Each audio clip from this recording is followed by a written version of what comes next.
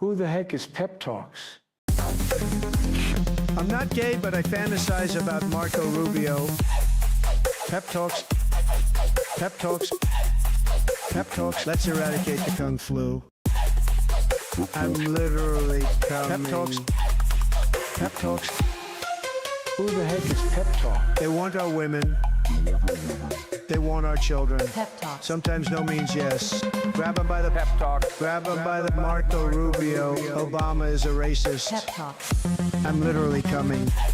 I'm Pep literally coming. Pep Talks. We found weapons of mass Pep Talks. destruction. My fellow Americans, it has been confirmed today from Pep Talks that we are indeed all high on politics. Yo, we are live on Saturday. How's everybody doing? All right. Yeah, I forgot about the theme song. Nice. How you doing, Ryan? Hope you... Oh, dude, I just saw a meme that reminded me of you. Or it was like a TikTok where they were going through the barracks and they're just like, yeah, look at all these manly beds. And then it was one that was dressed in Baby Shark. I was just like, oh, that's what Ryan would do. Except probably not Baby Shark. Just thought that was kind of a little funny aside. Anyway, hope everybody's doing well. Let's get the creating station up. All right. Anyway. Wait, did that go live? Oh, hold on. My YouTube's not live. Oh, there it is. Okay. My beddings are a set of my grandma. My grandma got me.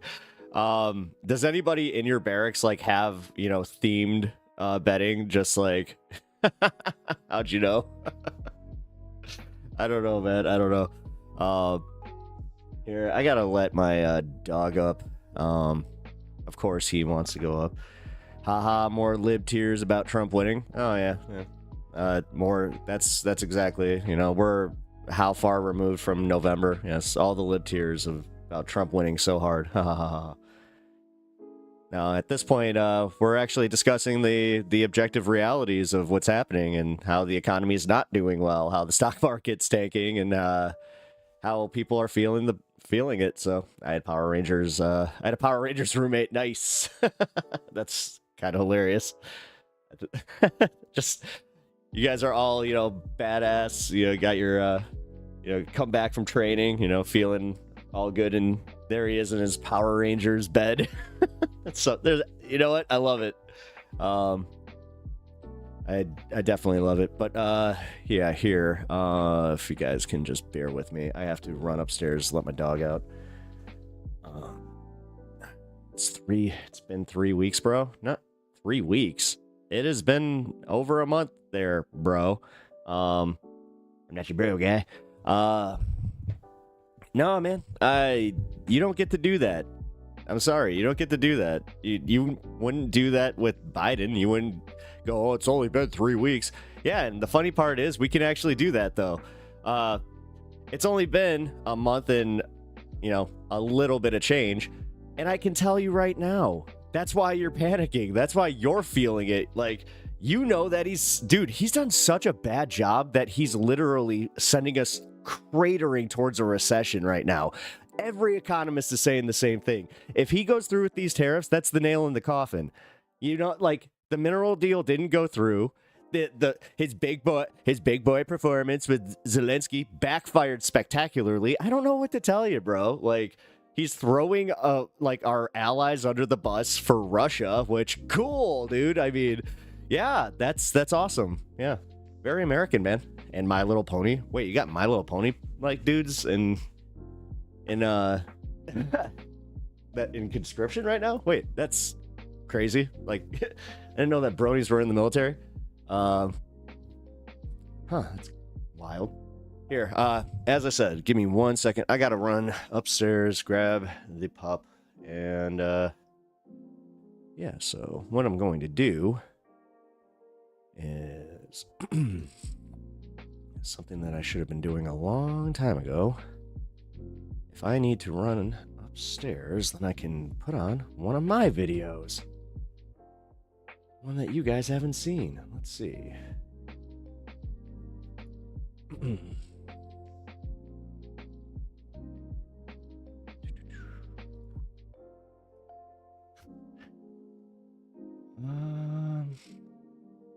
Why do I make my videos so long? There we go.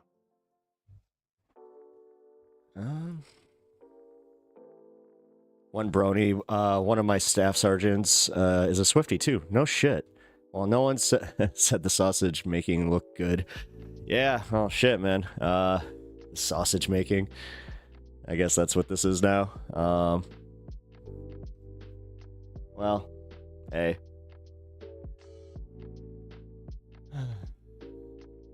We'll see. I mean, again, man, I'm not one of those normal left-wing creators that is rooting for him to fail. It just so happens that he is like doing shit that's causing him to fail. So I take not much joy out of it. Because again, it's hurting me, man. Like, I can tell you right now, the economy is hurting me personally. I'm feeling it. I don't want to go too deep into it, but for real, things are worse for me under Trump, ironically, and it's because of his decisions. It's because of, like, why isn't he signed an executive order, capping the price of the housing costs? Like, what the hell's going on? I would like to know. But all right, I like how this guy just did come in here and say, "It's been 3 weeks, bro. What the fuck? What the fuck?" All right.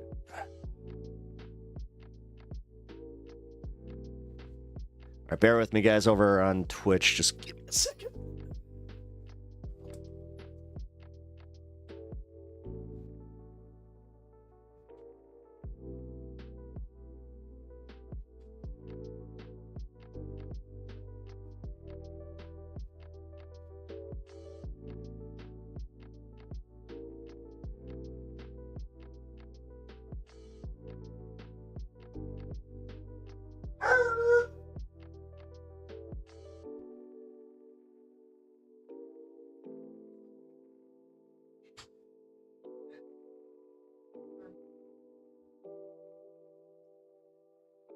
Here.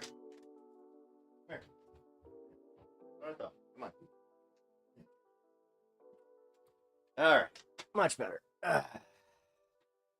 Here. Give the boy a treat to start the day.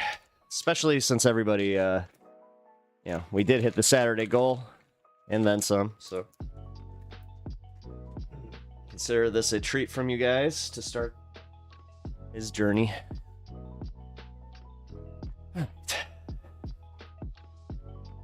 Yeah, man, this whole thing with the economy is the big one.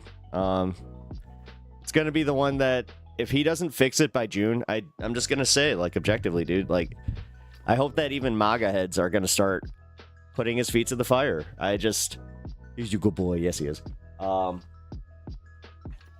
Just because I think that the cult mentality is going to be more damaging to people who constantly fool themselves. No, buddy. No. I know. We got...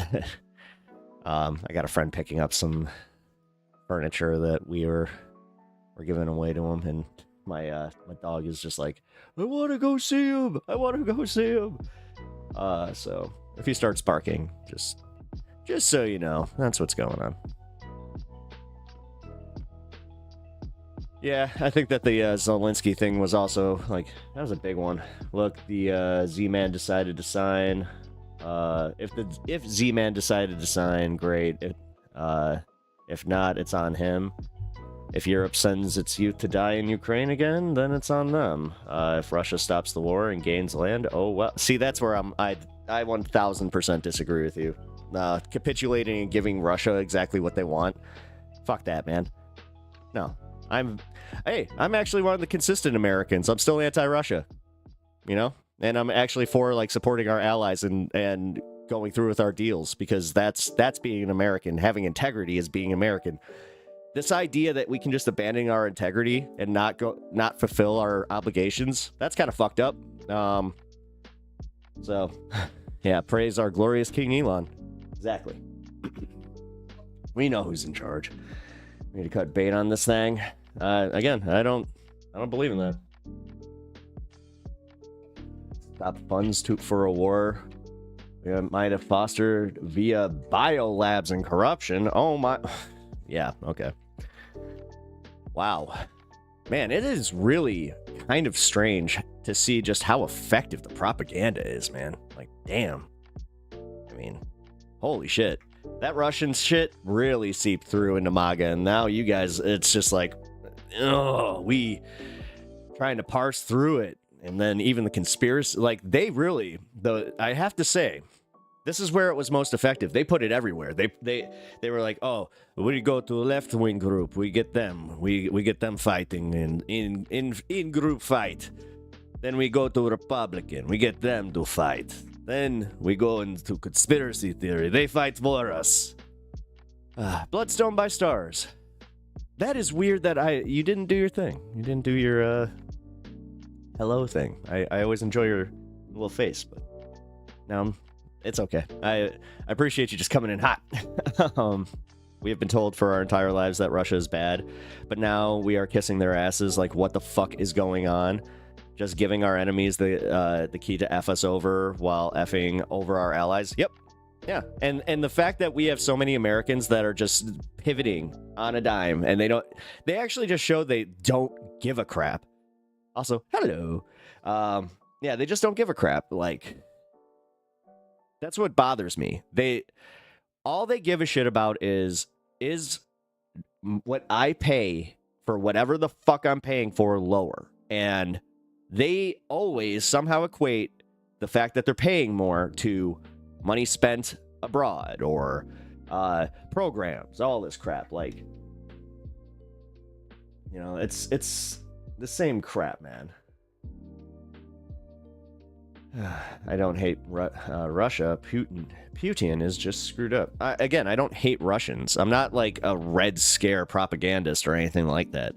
I just think that under Russia or under Putin's rule, and the fact that, you know, for everybody that expects us to rise up against Trump, it's like, well, I don't know. But I'm just gonna say, no. Anybody that's like okay with us just not supporting Ukraine anymore and seeing this as anything but a performative stunt, especially after they met with Russia and Saudi Arabia, again, something that every single person on the right that claims to care about the Jeffrey Epstein things or any like actual government transparency, you guys should know the history of what happened with 9/11 and our government transparency, that actually, like, where we, you know, outside of the conspiracy theories, where we did find out who exactly was funding that. So I just have to say, that's kind of one of the things I hate. I'm just kind of like, But again, the corruption via U.S. aid. Explain exactly what U.S. aid was funding as far as the corruption and the exact tally. Because guess what? I have a feeling that your tally is completely wrong based on anything that you learned from Doge, because they keep changing it. They just deleted it again off the website, so...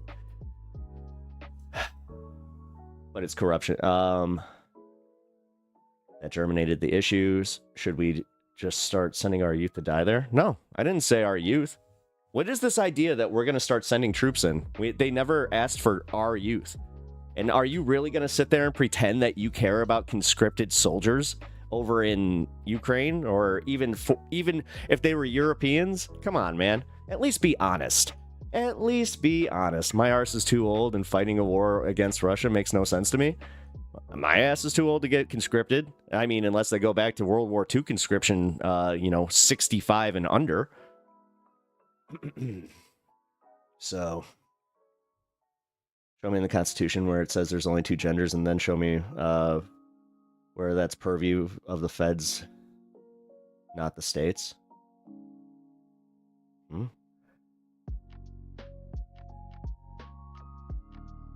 I never lived through the Cold War, but so like Russia was never really my enemy.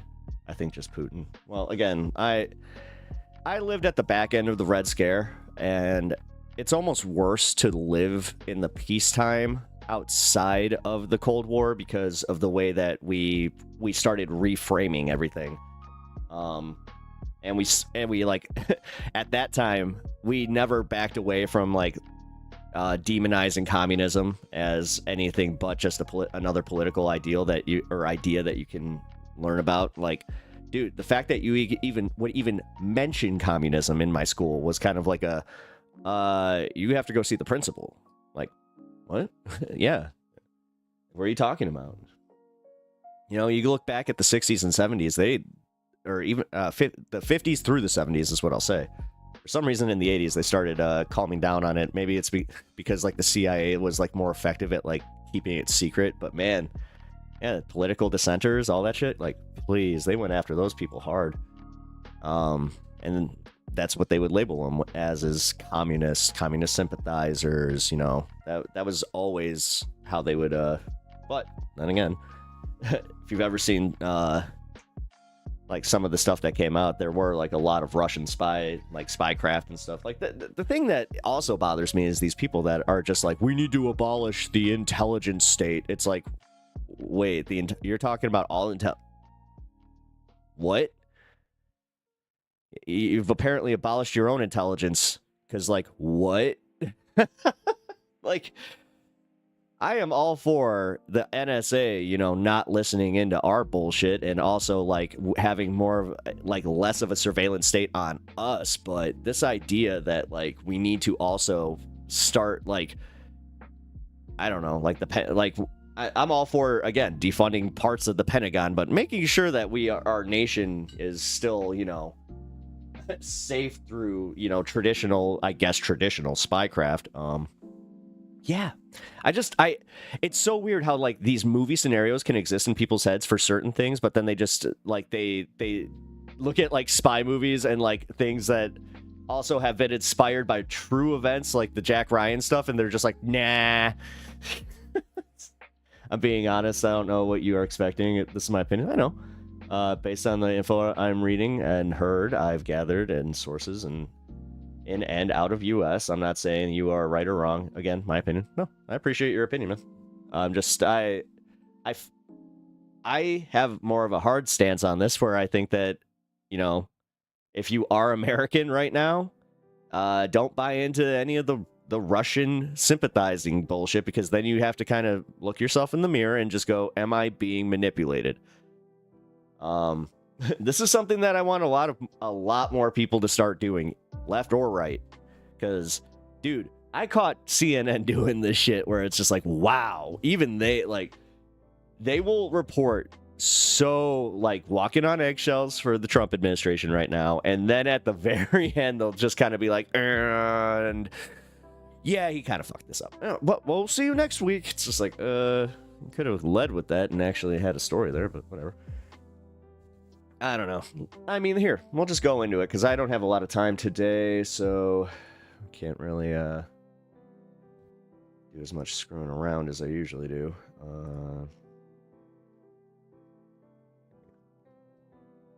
Report D's nuts. What up, Squish? I'm glad that you could join us a lot sooner today. I'm sorry that your alert didn't go off yesterday. That's kind of weird, I have to say. But at least you are here. Also, Hamtaro. Every time I see Hamtaro, I think of my I have a hamster character in my current D&D game named Hamstaro. He's a space hamster that grew to like the size of a donkey. I can't hate the citizens of Russia or China, or even again, it's not about hating the citizenry. It's about hating the government of like this goes back to what I've been like, what started my show was the idea of Michael Brooks, where you want, like, in order for me to even be as genuine as I can be in talking about politics, is I'm trying to be kind to people and ruthless with systems. That includes being critical of, like, super critical, hypercritical even, of Russia, their government, the fact that it is a brutal dictatorship, and that's what needs to be said. Like, these words need to be used. It's a brutal dictatorship. Like, these are things that America responds to. Like, this goes back to what I was saying about, like, how they used communism against us. Well, you know, pointed language is something that, you know, there's a reason that they're responding to, like, why are you calling us Nazis? It's like, well, again, jackboot fits. We are totally going to draft people. We are not only talking about the USA anymore, or we're not only talking about USA politics anymore. We have been bought and sold. Now we wait, and our new owners want to see what our new owners want to do. Yeah, the thing is, dude, when he's like, "You're pushing for World War III," like I think he was actually making an announcement right there. Like, this is what, like, just expect it at this point. On top of a global, like, we're gonna have another global recession at the same time. Yeah, no new wars. Yeah, that went well. No new, we're gonna lower the prices day one. I don't want to spit on my keyboard. I almost did. But people can never separate the government and the people. Yeah, it's happening right now. Like, I get that from Honeybee.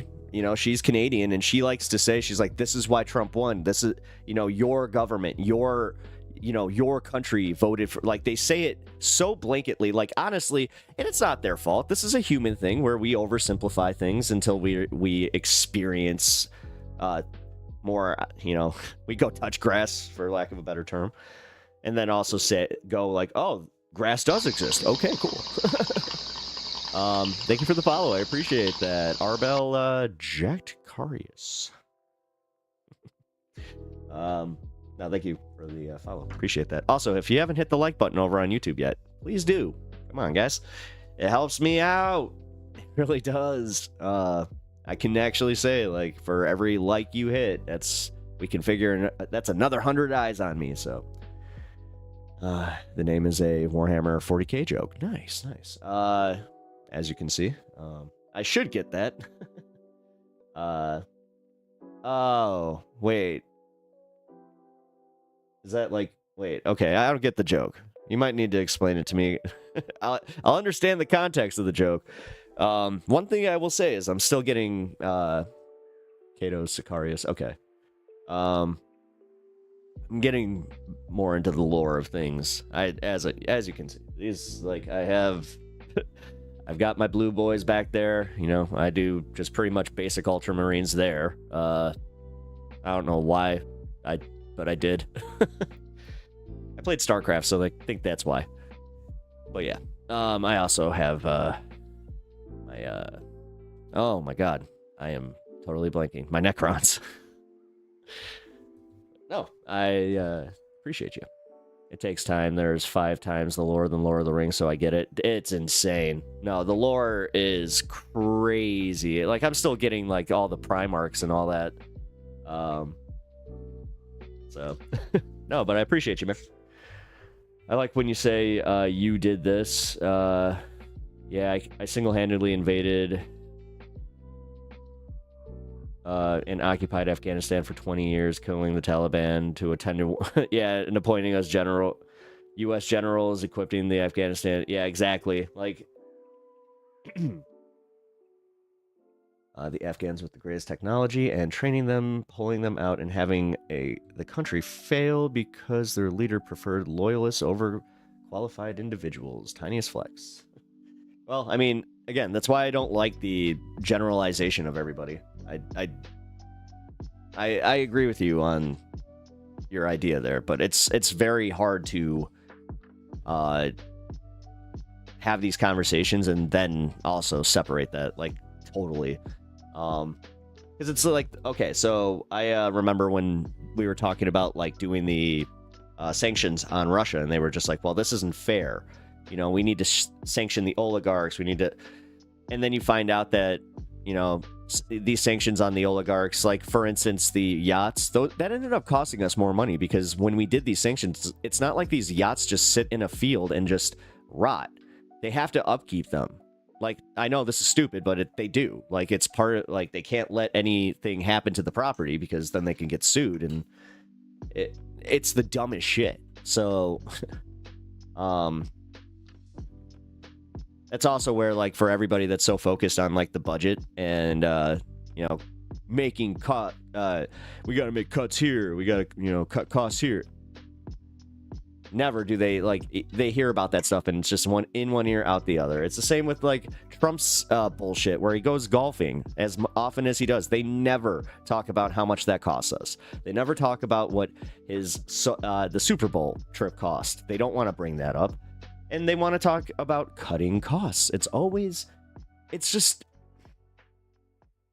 I wish they could just at least be honest with their bullshit. Like, I get it. It's uncomfortable just to say it, but at least just say it, man. I'd have a little bit more respect. We just want to be isolationists and have lower taxes and have things be cheaper for us. Just, that's all I want. That's all I want. And I just mean me. I don't care what happens to them. Because I swear to God, if everybody could, if everybody had the chance to run a budget, I have a feeling that the taxes would suspiciously, like, start raising a little bit lower, or like under what they make, you know. Oh, we could tax a little higher on that end. Hence why this constantly happens to us. Because also people are disingenuous and they refuse to admit that it's like, yeah, you know, humans be humans. Humans be corruptible. And once you get that little taste, it's just like, oh, well, I could get a little more. Oh, well, what do you mean I can get lobbyist money and I can also hide it? Like, what do you mean they don't have any idea how much I actually make? Because, like, my buddy said this to me the other day where he was just like, yeah, you know, the government's a cushy-ass job. You make $400K a year more now because they keep voting for increases in pay. You know, never do they disagree on that one. But, yeah, and I'm like, well, that's actually wrong because they make way more than that. What are you talking about? Lobbyists, sponsors, like, you got... Not just like, I'm not even talking just the normal lobbyists. I'm talking the corpo lobbyists that they just make contributions, you know, not necessarily to influence things. It's just, you know, we put this out there for everybody to have. It's a wide pool, and with you could do with it what you want. Like, trust me, they play that game. Single-handedly exploded every beeper in Lebanon. Yeah, again, the fact that, like, everybody... Yeah, no, Ryan, this is where I'm trying to be more fair with the way that I approach these matters. So, yes, okay, to call out Russia as an entity at that point, but then it is a little more difficult, because, yeah, I mean, I could just say Putin, yeah. You know what? You're right. Hold on, Chicago Dick. What'd you just say? Why is this not popping up? What the fuck? I'm not saying President Trump is the smartest nor the sharpest knife in the drawer, but what we are doing, spending billions on a corrupt country, makes less sense. Does Hunter...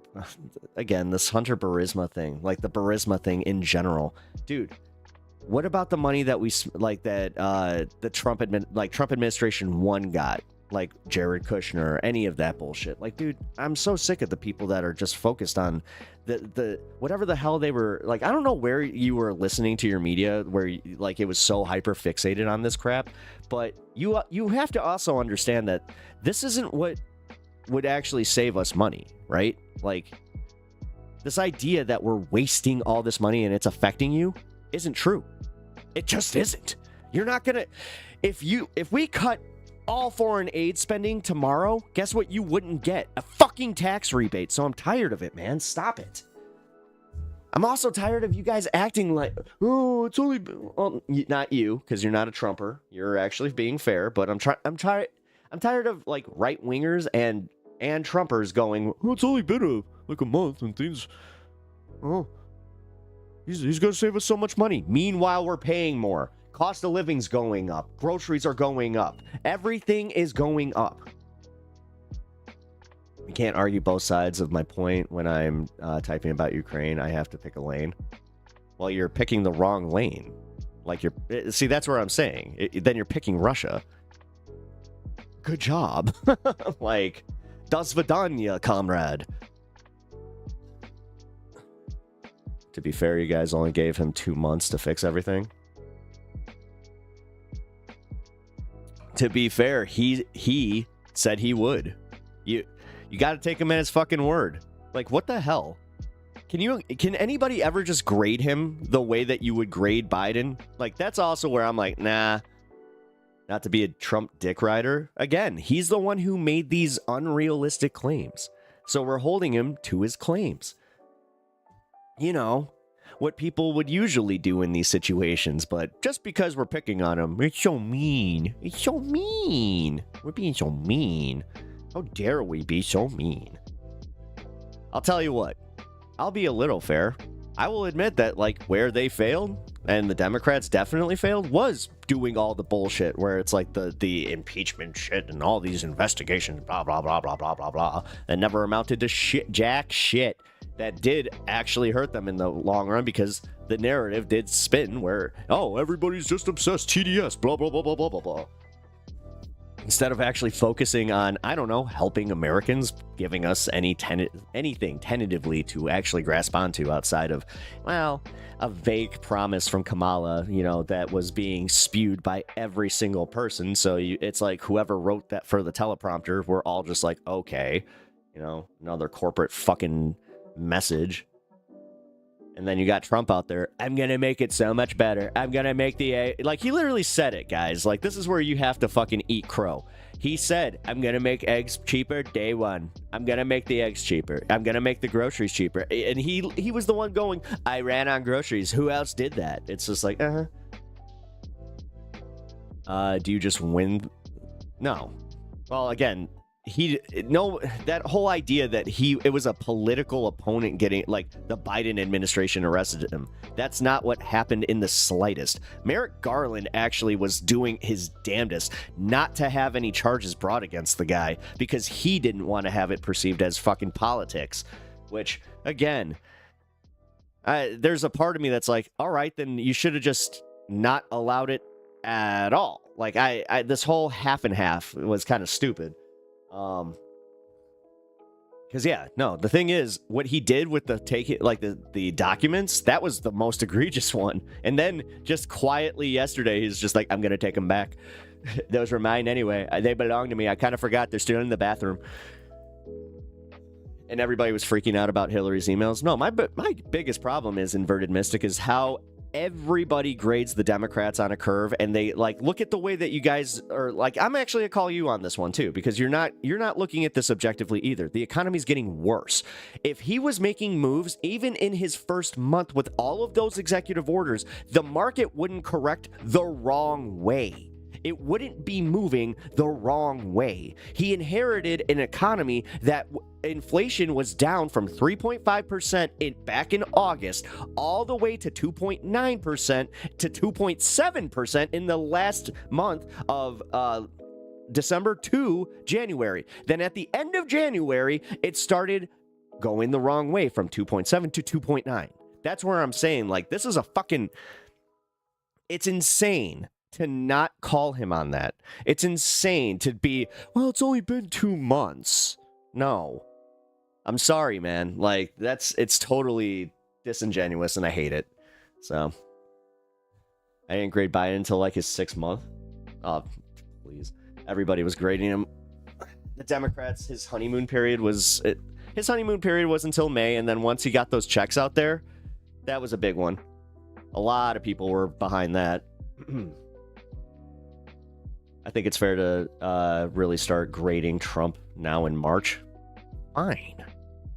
Oh my God, we graded him before. Whatever.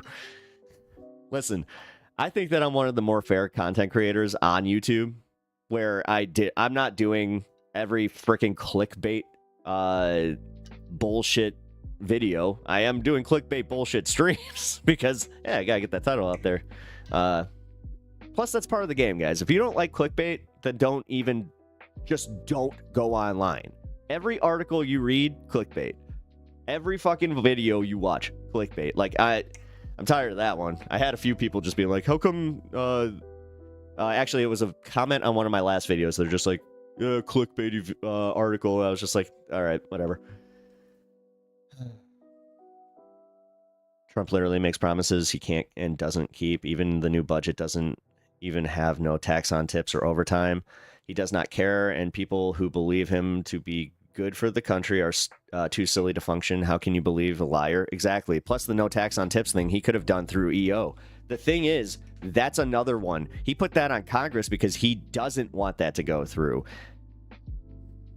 It's so funny, like, how little people also understand, like, the politics that they're talking about. Because, like, this goes back to Biden signing the executive orders with the student loans. It was just like, okay, he could only do so much, and then Congress could go back and revise those. This one is literally, he could just sign the order tomorrow, and it's just like, nope, well, we got no tax on tips. Cool. Which, again, because people report their tips so often. Please. Yeah, it's the no tax on overtime that people would probably... At Pep Talks TV, politics is hard, dude. Oh, I know. Trust me. I was toying with starting an entertainment channel, but, you know, the political landscape was just too much at that time, and it was literally right after they announced Kamala. I was like, you know what? This is a good time to start, like, following and, like, reporting on politics, so...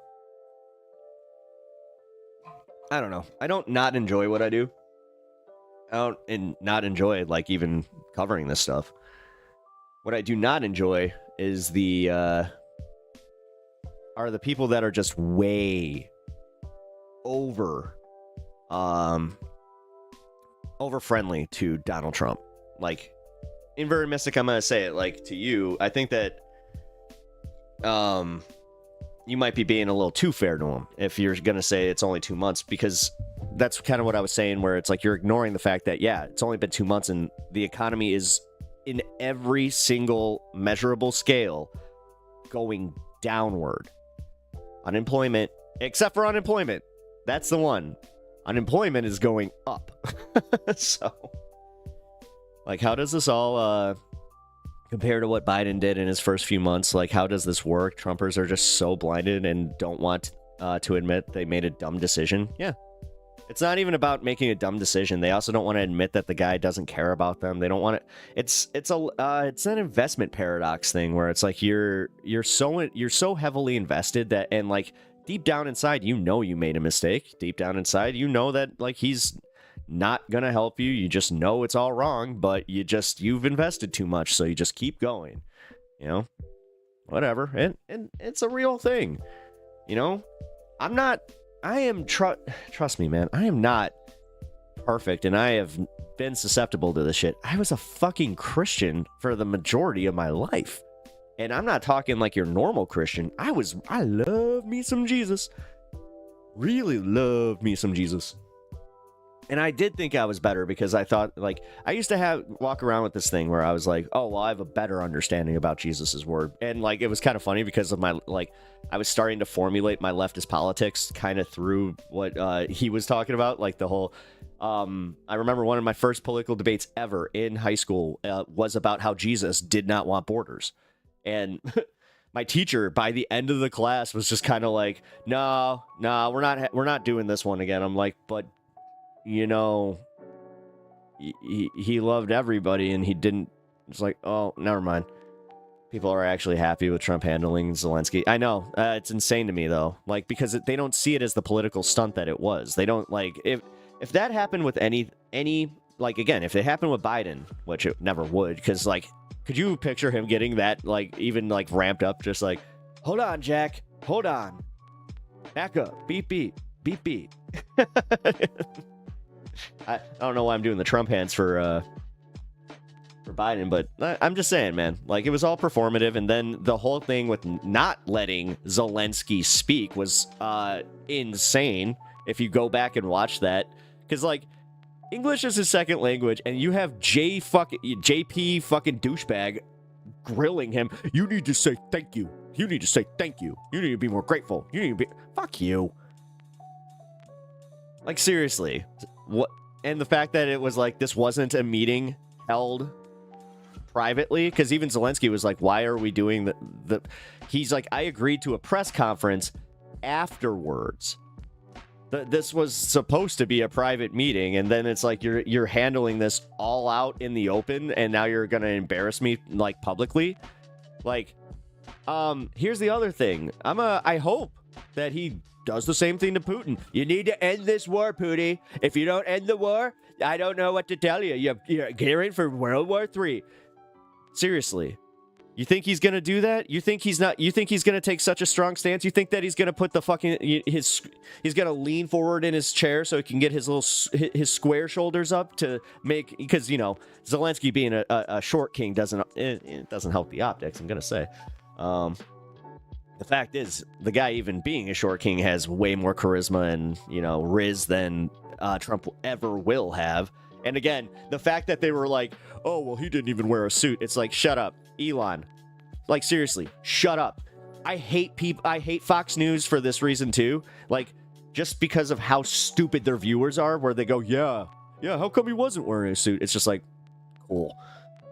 Again, not looking at like literally the day before Elon standing in the fucking Oval Office, not wearing a suit, the dress code. Whatever, man. Trumpers liking how he handled Zelensky is truly deplorable. This doesn't happen to real leaders of any other country. Literally, countries are going to lose faith in us. And I actually have these. I already have these pulled up. We're going to go through it. How the world is reacting. Macron is already like saying, no, we will pay for whatever they take, like whatever they try to take away, we will pay for. And then you have the one NATO crony that is, for Trump, going, no, we really need them. We really need America, guys. We really need America. And then, what's really funny? China has started going like, maybe we'll loosen up our ties with Russia. Like they got oil, but you guys, didn't got that mineral deal. And then you got Norway that's just like, well, sign a mineral deal. Norway's literally like, well, we're trying to protect Greenland, so if you guys want to do this, meanwhile, like, again, no, all these idiots didn't see like how he's literally shouting about World War III while literally declaring that he like right there, he's just like, this is it, we're doing it, we're going for it, baby. Like, he might as well have just said it. I hope you guys understand, like, for real, like, the new access of powers is not what you think it is. Like, now we're the bad guys. We're the bad guys. We're with Saudi Arabia and Russia. Fucking great, guys. You did it. So American. So patriotic. Sorry. And also, like, inverted mystic. I know, like you have mentioned that, like, you're trying to be fair here. I think that there is being too fair. So I'm just gonna say, what's going on, Shang Yang Gang? Nice. How you doing, man? We're doing the high on politics thing, even though technically Saturday is supposed to be my chill day.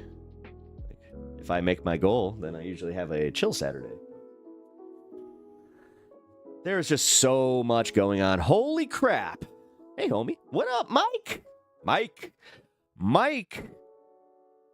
What the hell is going on here? You don't have a blue name anymore, and you do not have a membership. Uh-oh. Gifted member. Oh, wait a minute. It's the first of the month. Oh, geez. Man. All right, this is I have to get used to that as a streamer.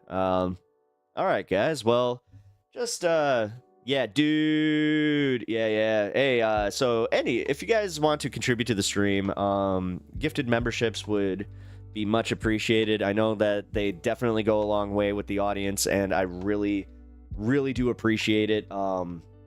It was gifted. No, I know, man. That's it's the same with subscriptions over on Twitch. I really appreciate this the support either way. If you guys could hit that like button over on YouTube, that really helps me out, guys. Like, seriously, as a small YouTuber, I can see exactly how much it helps me. So I've been saying it more and more, where for every like, you can almost tally it to like another 100 eyes on me. So I really appreciate that. No, you're speaking what's on your mind. We don't have to agree with it, but I'd rather know your perspective and not what the winds are blowing. Yeah, well, that's also, I'm not one of those types of streamers where I'll formulate my opinion based on my audience. You know, to my detriment. I've literally watched people unsubscribe, or like I've had people tell me they're even unsubscribing, or I had a community member even say just like, I can't do this right now. Like, I'm sorry, your politics don't align with mine enough, so I'm gonna unsubscribe. I was like, okay, you know, I respect that. I respect the people that honestly do like kind of announce their departure, where it's just like, hey, thank you. But whatever, man. I've said this so many times that I'm not here to walk on eggshells. Like, if you guys really enjoy my content, then also, I'm not like one of those guys that'll pivot and just like, I'm not like Joe Rogan is the better explanation, but I will always like hear out an argument and then reevaluate mine and then kind of try to, you know, see both points. You know, this is why I'm not like one of your average debate lords. Like, I do genuinely try to see people's points, even if it's like coming from a really shitty place. I guess that's like one of the benefits of always playing devil's advocate for people, where you're just like, you can't be that bad or that stupid. And then, you know, you do the math, you know, you do the little math meme, and then you're like, ah, shit. Your politics don't align with mine enough. So, wait. So I'm, leaving weak, joking, I'm joking. Hey man, I'm sorry I haven't been around for a while. I was just going, love you, bro. Oh, hey man, no, it's cool. I missed you. Every time that you guys don't pop up, I do notice. I had it recently where I reached out to somebody on Discord because I was like, hey, I haven't seen you like in chat. Is everything okay? And they were just like, what? I was like, is this weird? This is overstepping. They're like, no, I've never had a creator step out, you know, ask me how I'm doing outside of stream. I'm like, well, you guys are my audience. I genuinely do give a shit. You guys, I've gotten to know a lot of you through this, and yeah, that's okay. How do we learn if we can't talk? The proverb: if iron sharpens iron, does not work. Yeah, that's kind of you. Not weird at all. Oh, thank you. Yeah, no, for real. I know that you guys are in Discord too. That's where I will usually just reach out and just be like, hey, is everything cool? Welfare checkups with Pep. I've done that in my like life a lot though, because I'm not sure if this is a benefit or a detriment, but because of the way that I went to school, I didn't really get to see my friends all that much because most of my friends were outside of my school. So, you know, I would always like call them to check up on them, or if I didn't see them for like a week, we would have like a really long conversation. So, I don't know. Maybe that's what made me good at this. I have no idea. At Mike James, I'm just chilling with my boo. About to go out and either to the mall or the bakery. Have not decided yet. Nice. Yeah, I got a party to go to tonight. I'm really excited. Haven't seen my friends in a long time, so it'll be nice to get out and chill. But oh damn, the bakery. I would stay away from the bakery. Peace-loving voices are being crushed because the wealthy don't want to pay taxes. Yep, PB, that is 100% what's happening. Oh man. I just noticed that I think you had a gifted membership too that just went up. Damn. All right. Well. Partay. Yep, partay. It's going to be it's actually fun. We kind of have like an annual, it's a retro gaming, like winter gaming thing where we play the winter games on Sega Genesis, and then we also play, I'm hoping we'll get to NHL 94, because I really want to play NHL 94. And we also do like a bunch of like old Wii games. It's really fun. Oh God, it's after 3 p.m. and I got shit to do, so I'll check in several hours. If you're still on, be well. Yeah. I probably won't be. It's gonna be a shorter stream today. I'm probably gonna take off around like 4 or 5 o'clock. So, but I appreciate you stopping by, man. I really do. Probably the mall, but that cupcake shop got some yummy cupcakes. Man, yeah. If you live in an area that has a really good bakery, that is a problem. I live pretty close to one that has like, oh, it's a donut shop. I can say it's one of the best, and it is a problem. I don't know anything about gaming, but I have a great time. Yeah, see, but have a great time. Oh, yeah, no, I'm gonna have a good time, but the problem is always I'm never that great. I've never won any of these things, so I'll probably place like, I don't know, in the teens, because I don't know. Blood, oh my God, no, don't do it. Oh, but here, oh yeah, guys, forgot my stuff is upstairs. I totally started stream without it. Not cool, right? Also here, I did want to start this too. But yeah, guys, I'm also gonna do my shilling right now, because I haven't done that yet. If you guys could support the channel, I really appreciate it. In any way, shape, or form. I know that you guys have all heard my spiel, so you're not the ones that I'm necessarily talking to. It's anybody that's new to the stream or has not heard this a lot. So, yeah. What I need you guys to do is just hit that like button over on YouTube or follow over on Twitch if you haven't already. And then, if you guys want to donate to the stream, I have a link, if I can find it. There you are.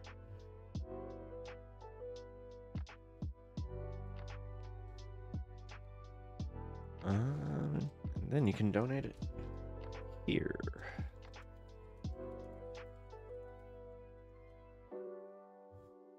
And also, I'm going to post Kirk's YouTube channel.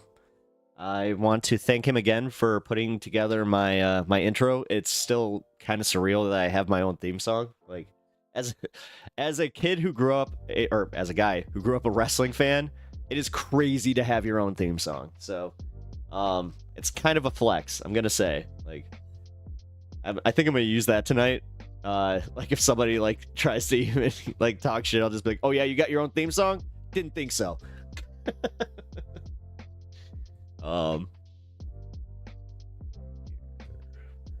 is it? That's right.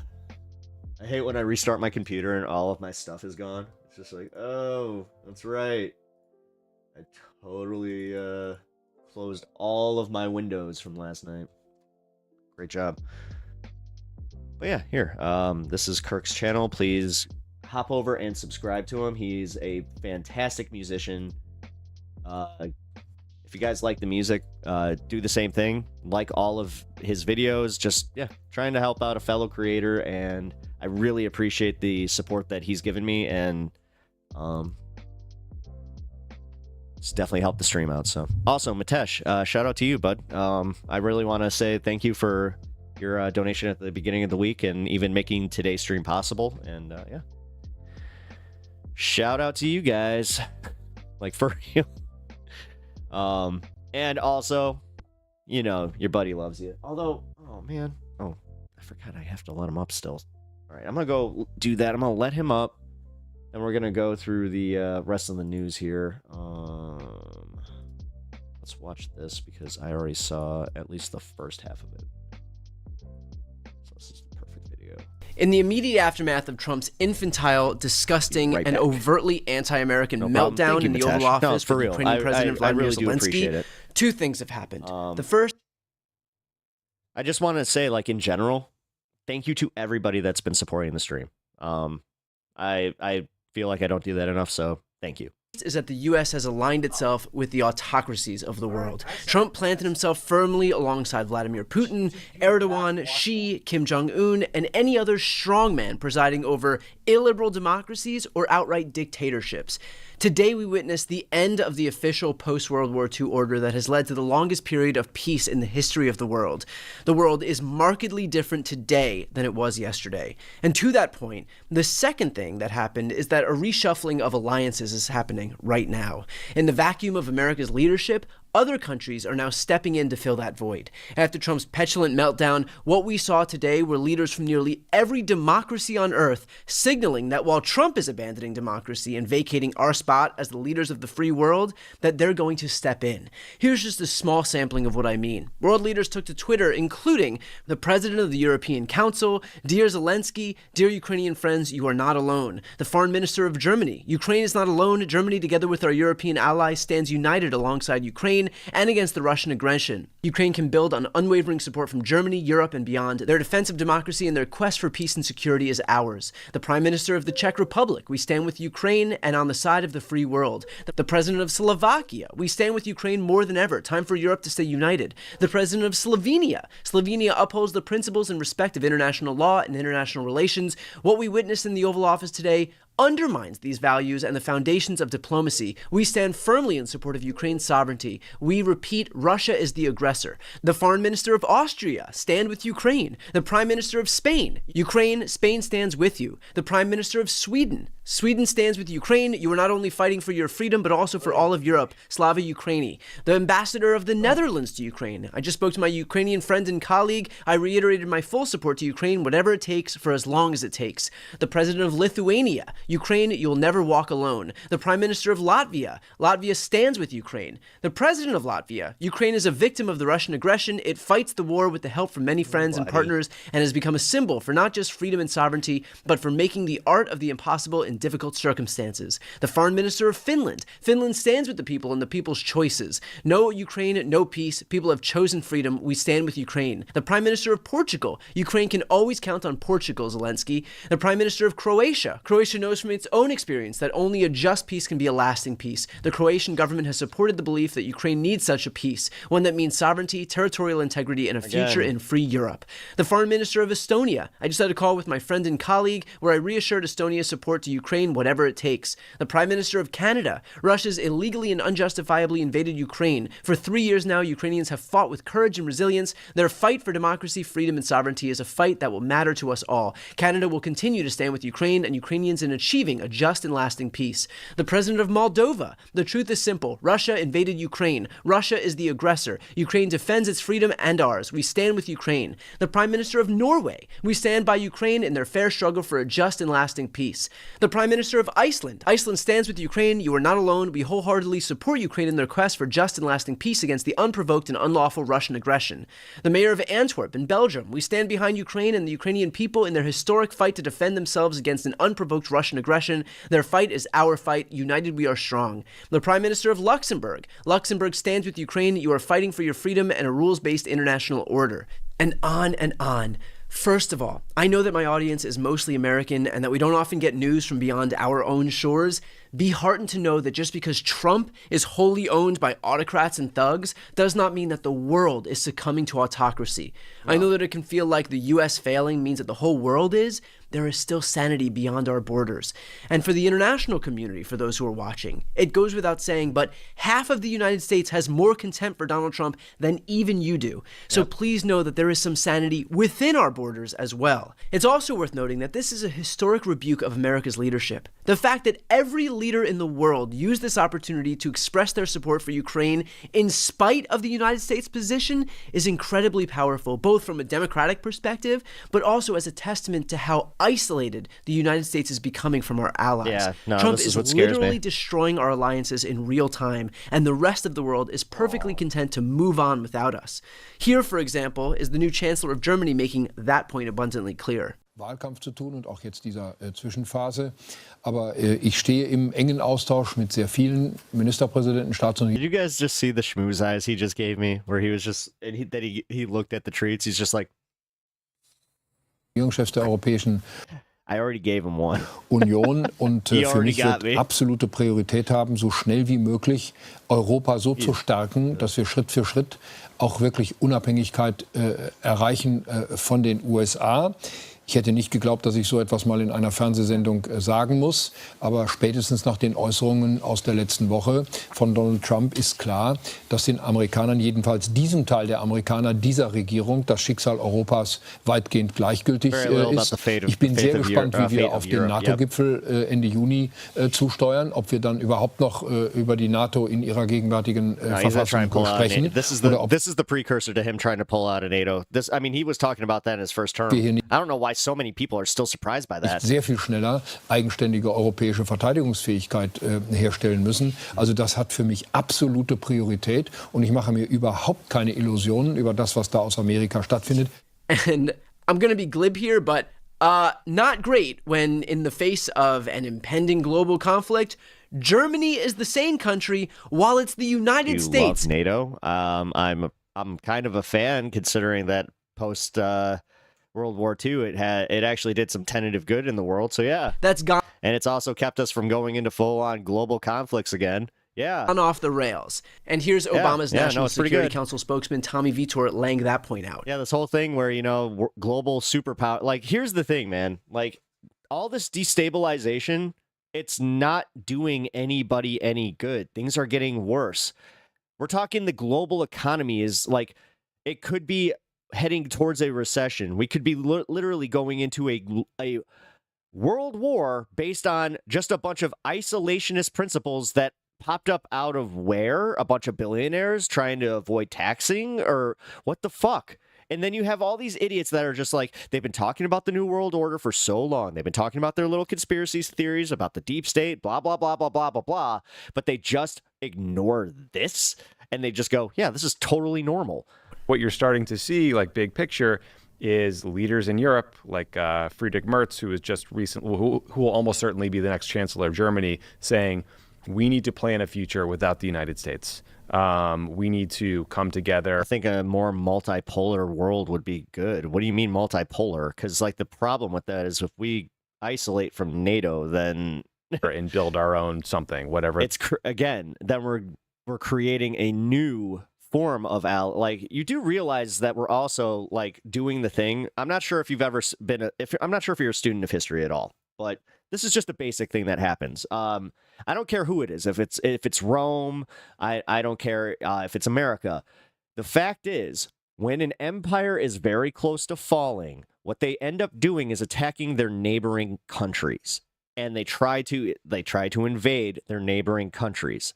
That's usually the sign, and usually the first sign of the actual impending demise of an emperor or an empire nation. So, or that might be, and that is just a dramatic change, as in less unipolar, not just of a few years of foreign policy from Joe Biden. That's to say that the world order has been characterized by the dominance of a single pole in America and its allies. Like 75. Well, it's going to happen where I don't know if that's true. I'm just saying, like that's. Well, it is. That's just history.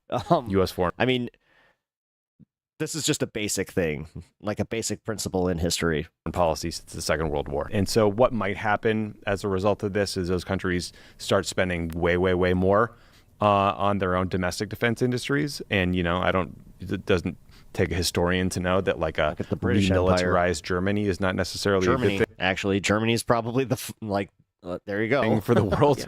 But it seems like they're just going to. I'm aware of the concept of. But with that said, it is now the responsibility of the rest of the world to fill the void of America's leadership. It's the responsibility of the rest of the world to step in and help Ukraine and show that democracy is worth fighting for.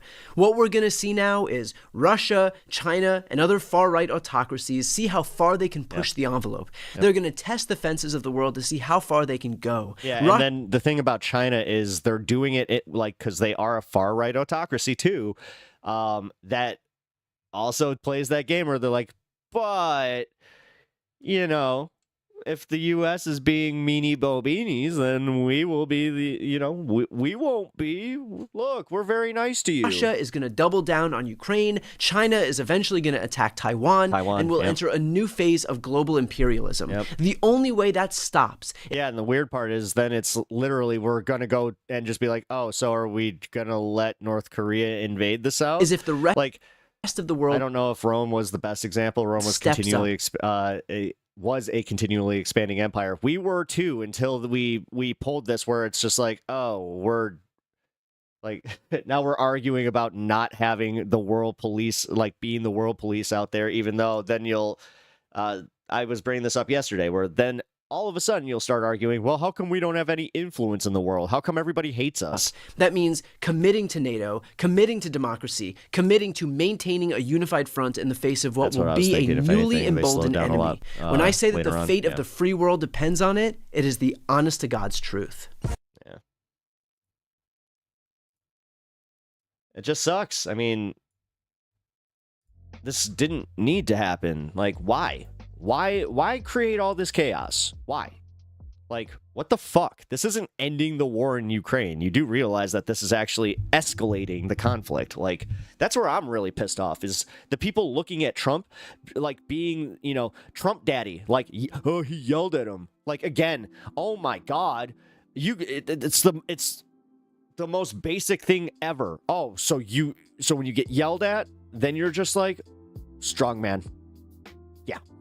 Yeah, that's like the most childish thinking I've ever fucking heard in my life.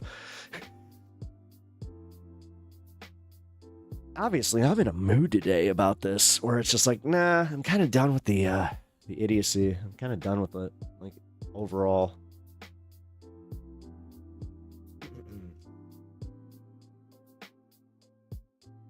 All right, guys, so there have been some absolutely catastrophic polls come out for Trump and MAGA, and I want to walk you through it here. So let's start with just Trump's general approval rating. There have now been a couple polls that come out that show his numbers collapsing, right?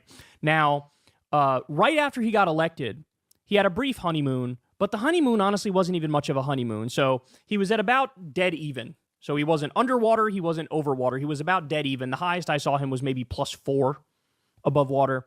But just to show you how soft that support is, Biden at the same time in his presidency... Hold on, that's really reductive rivalry. America only expanded from the east to the west as well as to the north and southern borders. Once they were established, we never sought to expand. Yeah, because we didn't want to go to full-scale war. That's what the Alamo was kind of about, And people forget this, but Canada had been there for a while. He was +17. So Trump +4 right when he gets in, Biden +17, right? So still an incredibly divisive Well, we've expanded, but just not by annexing territories. Yeah, exactly. figure, even in his... But yeah, and then you literally have this, well, what do you mean? I'm not trying to do any, well, except for get Greenland and Panama and all these other... most popular moments, right?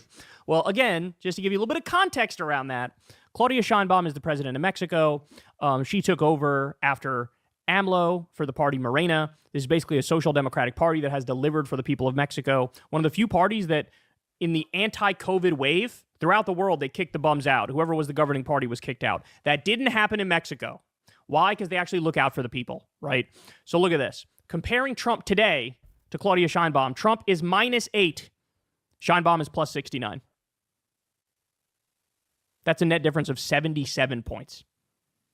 Okay, we're just getting started. So I saw one other approval rating had Trump at 43% support, and he was over 50% that didn't support. Okay, so the slippage is coming, right? Now, at the same time, the person, honestly, who's been getting the brunt of the public's hatred is not even Donald Trump, even though he's not doing too well right now. It's Elon Musk. So Elon Musk's personal approval rating, when people ask about that, he's at 34%. Well, I think there's a nascent tendency in American politics today, the right that sort of seeks to turn away both neoconservatism and liberal internationalism, which seems positive from my point of view. He's now he might even be lower. Neoconservatism and like even I would call it neoliberalism instead. They've kind of proven to be non-effective and just again too much money's in politics. than Joe Biden now. No, there's that, like, dude, they've been they've been taking away like pieces of our democracy since Citizens United, and this is kind of like the final nail. Like, this is what they've been waiting for. Trust me, this would have happened a lot sooner if Trump had won the 2020 election. Joe Biden, when his brain wasn't working and was melting out of his ears towards the end of his time in office. Elon, which is so funny to me when people think that they're trolling any leftist content creator at this point by even bringing up Biden or Kamala, where it's just like, you do know that, like, none of us like them, right? Musk's a 34% personal favorability rate. I mean, go to Pod Save America with that shit. Ready? But then there's this. So what about what Elon Musk is doing? This is from Ipsos. Approval of Musk shutting down federal programs he decides are unnecessary. Disapprove 52%. Approve is 26%. He doesn't even have all of the hardcore MAGA supporters on his side. You can make an argument hardcore MAGA is like maybe 35% of the country. He's at 26%. See what he's doing, and they go, I like that. Gee, I wonder why. Could it be? Because Trump's ratings were... Trump's rating was above 50%, and Trump is dipping and at the lowest rating of any president at this time in history. These people are cutting flight safety officials at the same time. Again, it's only been a month, right? Like, that's the kind of stuff that I can't stand anymore. I'm sorry. Many like, plane crashes? After I got that argument today, I was like, have something to do with it? No more. Could it have something to do with now it that his March, little Doge 19-year-olds are hacking into the energy department where they have our nuclear information? And because like that leads into it's only the first year. These guys have sketchy backgrounds, by the way, and no background checks. Could it be that? Could it be him cutting NIH funding 60 or 70% and destroying child cancer research? Cutting Elon's disapproval will eventually spill over to Trump and other Republicans. I have a feeling it is. When you look at these town halls, the fact is like that's the disapproval. That's where it's coming from. And these are the base. Whatever soft power programs we have that give like HIV medicine to kids overseas, and now that's literally officially leading to deaths. Yeah. Could it be him destroying the anti-scam police, the CFPB, which has returned $20 billion to Americans who were defrauded by big financial institutions? They helped 200 million Americans, that agency did. He just killed it. Or hacking the Department of Education and slashing that, maybe that. Every single story that comes out about this guy is like... Kyle looks like he's about to try and sell me a mattress. He's a menace. He's a fascist. Maybe it's the Nazi salute. Maybe it's as simple as that. The fucking Nazi salute. But this, to be fair, this is like they asked specifically about what he's doing, and only 26% support. Take a look at this couch with this perfect coffee table to match. Apocalyptic for these people, right? They are creating a tsunami of a backlash. Tsunami. That's what they're doing, and we're already seeing it. We're already seeing it at these Republican town halls, where these guys look like deers in headlights. Just what does Trump gain from all the chaos? They're trying to rob us blind. So in doing that, they want to create all these other things that we focus on. And then they also want to have it be the scapegoat for why the economy is going to crash. Like, I have a feeling, man, that at some point he kind of realized, like, I might have screwed up by doing that whole tariff thing. Like, because they think he's such a great, like, businessman. But when he was even talking about the tariffs, that kind of upended the markets, and they did kind of start doing self-correcting and like preparing for these things. So it was like prices started going up and people started feeling it. And that's why he is panicking, because like people are pissed, man. And that's why I'm kind of getting a little more upset when I come here and I'm like, nah. Like when I see the Trumpers in chat now, where they're just like, what do you mean? You guys are just, your expectations are so unrealistic. Oh, what do you mean it's like, no, guys. Because you have this crowd that's like, you have enough people that are actually fucking pissed within your own base. Rating them and castigating them and chastising them and saying, what the fuck are you going to do to stop this guy who just anointed himself king? Because again, and the other thing that he's not doing is with any of the executive orders or even the stuff with Congress, there's nothing to tackle the price of housing. There's nothing to tackle any of the actual shit that's affecting us. It's all this trans sports bullshit and all these fucking performative little things. And even like what he did with Zelensky was all performative. Robber baron asshole buddy who's destroying our government from within. So voters strongly reject decreasing funding for Medicaid. Ready? Oh, by the way, Lirda, how was your meeting yesterday? 7% of voters believe there should be cuts to Medicaid. 7%. Ladies and gentlemen, Republicans just passed in the House their budget resolution, which slashes $880 billion from Medicaid. It basically totally destroys Medicaid. That's what it does. They already passed through the House a bill that has a 7% Well, support just an update rate. on saving the force. Are Nice. you out of your fucking mind? Right? They've gotten away with so much for so long that they seem to think they're invincible, but they are playing with fire. Yes. Okay? Not just This fire. is This is napalm, dude. directly impacting people's lives, even Undead Banana, how you the doing? lives of MAGA supporters. Everybody is going to be furious. The Democrats won't even have to Trying to say build a anything, highway and they'll in put up the most protected, heavily protected area of our FDR wow. numbers in the midterms man, thank with you the for the, shit that they're gifted doing. memberships. Are you Hell crazy? yeah. So Data for Progress asks more Lyra was specifically, gifted a what should we do membership. with these different government Govin, programs, right? Ready for this? Rachel Wilson. 70% of Americans want to increase funding for Oh my Social God, we just Security. gifted 70%. Rachel Wilson. I just realized that. Oh my God. This is at the same time Elon Okay. Musk and Donald Trump are Interesting. previewing that they're going to cut Social Security, funny. and they're doing it by lying about it, by the way. Oh, They said, oh, we have Miss 150-year-olds and Mike, damn it. 200-year-olds. Wait, Mike. Wait. I do know that with the new update with YouTube, go and make sure your permissions are on because it's been resetting your permissions to accept memberships. So please make sure that your permissions are We're on. taking Social Security. If you don't know how to do that, just click on the $ icon that says super. It's the super thanks icon. Click on that, then go to the little 3 dots in the corner. Click on that, and then if it says accept memberships, then make Funny, sure this that's is on, unacceptable. 'cause, We need to cut yeah, like about half even the mine got turned off, guys. program, and that'll be great. That'll, as Trump said, that'll make Social Security strong and beautiful if we cut it 50% because it's almost all fraud. Yeah, Meanwhile, please do. none of that is true. Even fucking Joe Rogan was like, yeah, Elon, that one appears to not be correct. Because it was like a coding thing in the computer. He doesn't understand it. I think this is strategic by Trump's. Throw as much shit against the wall at once and then make it near impossible to focus and hammer down on one topic. Yep. Misread it, Exactly. or he knows No, he's lying. Steve Bannon already let this go. That's why I'm kind of like really freaking out about this and getting a little mad where it's like, no, guys, like all you had to do was just pay attention. And he just went out there and lied relentlessly. Starman X, spark another But one. he was pretending, oh yeah, 150-year-olds are getting... No, they're not. I will No, they're be. not. That's a lie. That's disgusting. actually, in a That's minute. completely untrue. And they're using that to try to tee up got 1 Elon minute illegally until he cutting a bunch starts, of it, or right? can't Or start. trying to get it through in a different bill. 70% of Americans want to expand it. They want to cut it. Medicare, 60% want to expand Medicare. Huh.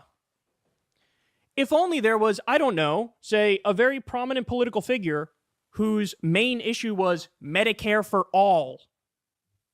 If only that was a thing. Oh, that's right. There is a guy like that. His name is Senator Bernie Sanders, and he's doing an anti-oligarchy tour isn't gonna help us. in I get a it. whole bunch We of can be places mad around about this it, but country, damn it. including in purple districts that voted for Trump, but they're Someone hitting a bong. That is actually a recording of me doing just that, yeah. the Republican Let's go. congressmen are on shaky ground right now. He's going there and he's doing rallies and he's getting thousands of people. There's 800 people in overflow rooms because this man is now the conscience of the nation, right? And he's out there saying the things that we all want these politicians to say and do. He's saying we should expand Social Security. We should expand Medicare. Only 46%, or excuse me, 46% of Americans say we should increase federal funding for Medicaid. And as I said, only 7% support cutting it. So a plurality of voters want to expand Medicaid, not cut it. Not cut it. Same thing. You have what? Again, it's about 7% of the American people, maybe 8 or 9% of the American people want to cut SNAP, which is the Hell yeah, make some food coffee. stamps program. The Republicans just cut it $230 billion in their budget. Bro, as I said, they don't understand this. That you are seriously playing with fire. Yep. You are playing with revolutionary fervor at this point. When we already have a meager social safety net, and you're going to rip away the few things that are super popular that actually work. There's going to be a lot of red hats in the trash can in the next few months, guys. I can tell you that right now, especially once people start actually going to the doctor. And help the American people out. My God. My God. Earl Grey. Ooh, you know what? I actually might go make an Earl Grey for... You know what? I'll join you in that. I will join you in that. I'm going to go get an Earl Grey. I need a nice tea. But I'm still not done. What's one of the issues that Trump has been obsessed with recently, y'all? What's one of the issues that Trump has been obsessed with recently? It's the Gaza thing. He did a press conference next to Benjamin Netanyahu. He says, the U.S., I'm announcing, we're going to own Gaza. We're going to take it. We're going to take it. They got beautiful weather over there, beautiful beachfront property. We're going to make sure we're going to own it. We're going to take it. We're going to develop it. Right? And look, he's not hiding it. He's saying, I want to build Trump casinos and Trump hotels and have a nice like boardwalk there. And the Palestinians are going to go somewhere else. It'll be nice, but they're not allowed back in, but it'll be nice.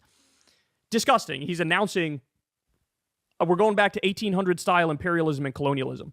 He's also trying to do colonialism with Ukraine too, by the way. He's demanding 50% of all of their natural resources from now until forever in order to continue to get U.S. help in defeating the aggressor, Russia. Right? So he's just all in on like, let's roll the clock back. So this is a big thing. In fact, he came out the other day and Trump tweeted a video on his Gaza imperialism and colonialism policy, right? Basically bragging and gloating about how we're going to steal Gaza from the Palestinians and build a beautiful Trump hotel. I mean, this, again, we are so far gone. It's like an episode of The Twilight Zone. Well, guess what? Pollsters asked the American people, what do you think of Trump's plan? They say, basically, should the U.S. take over Gaza and should Palestinians have no right to return, which is exactly what Trump said he was going to do. Ready? Only 13% of Americans support it. Only 13% of Americans say it's a good thing for the U.S. to take Gaza and tell Palestinians you can't come back. 13%. Now, look, I'll say up front, even that's a little disturbing to me. The fact that there were like a little more than 1 out of every 10 people is like, yeah, I'm with that. I mean, those people, we got to bring back the old insane asylums because those people, that's a place for them, right? I mean, we got monsters walking among us, right? That's like, you know, asking people, hey, do you support Charles Manson and mass serial killers who go after innocent people? Do you support mass school shooters who kill kindergartners? That's like having 13% of the population go, sure, love that. So I'm disturbed that it's as high as it is. But having said that, it's very rare you get any number that low anyway on any issue, right? So, I mean, I guess I'll take it, but 13%. He's bragging about his policy that has 13% support. And to boot, that policy is deeply immoral, deeply unethical. And it's like rolling back the clock to the 1800s and saying, we don't care about international law. We don't care about war crimes. We don't care about the Nuremberg Tribunal and the Geneva Convention. And we're just going to steal your property and do what we want with it. And we'll make a buck, right? Again, this is like Jared Kushner took $2 billion from the Saudis. And so now he's their fucking puppet.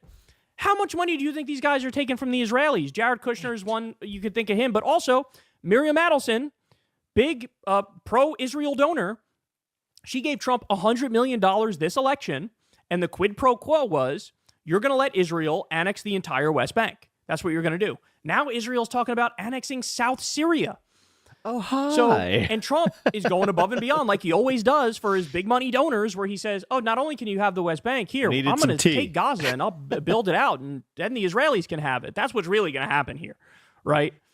But I said it before, I'll say it again. If you are in the U.S. military and you are deployed to do any of these imperialistic actions, if you are sent to do old school colonialism, every single U.S. soldier should resign in protest and say, we're conscientious objectors. We are not going to... I heard an interesting take on the meeting yesterday. A guy was saying Zelensky should have known the audience and acted accordingly or tell them you cannot meet.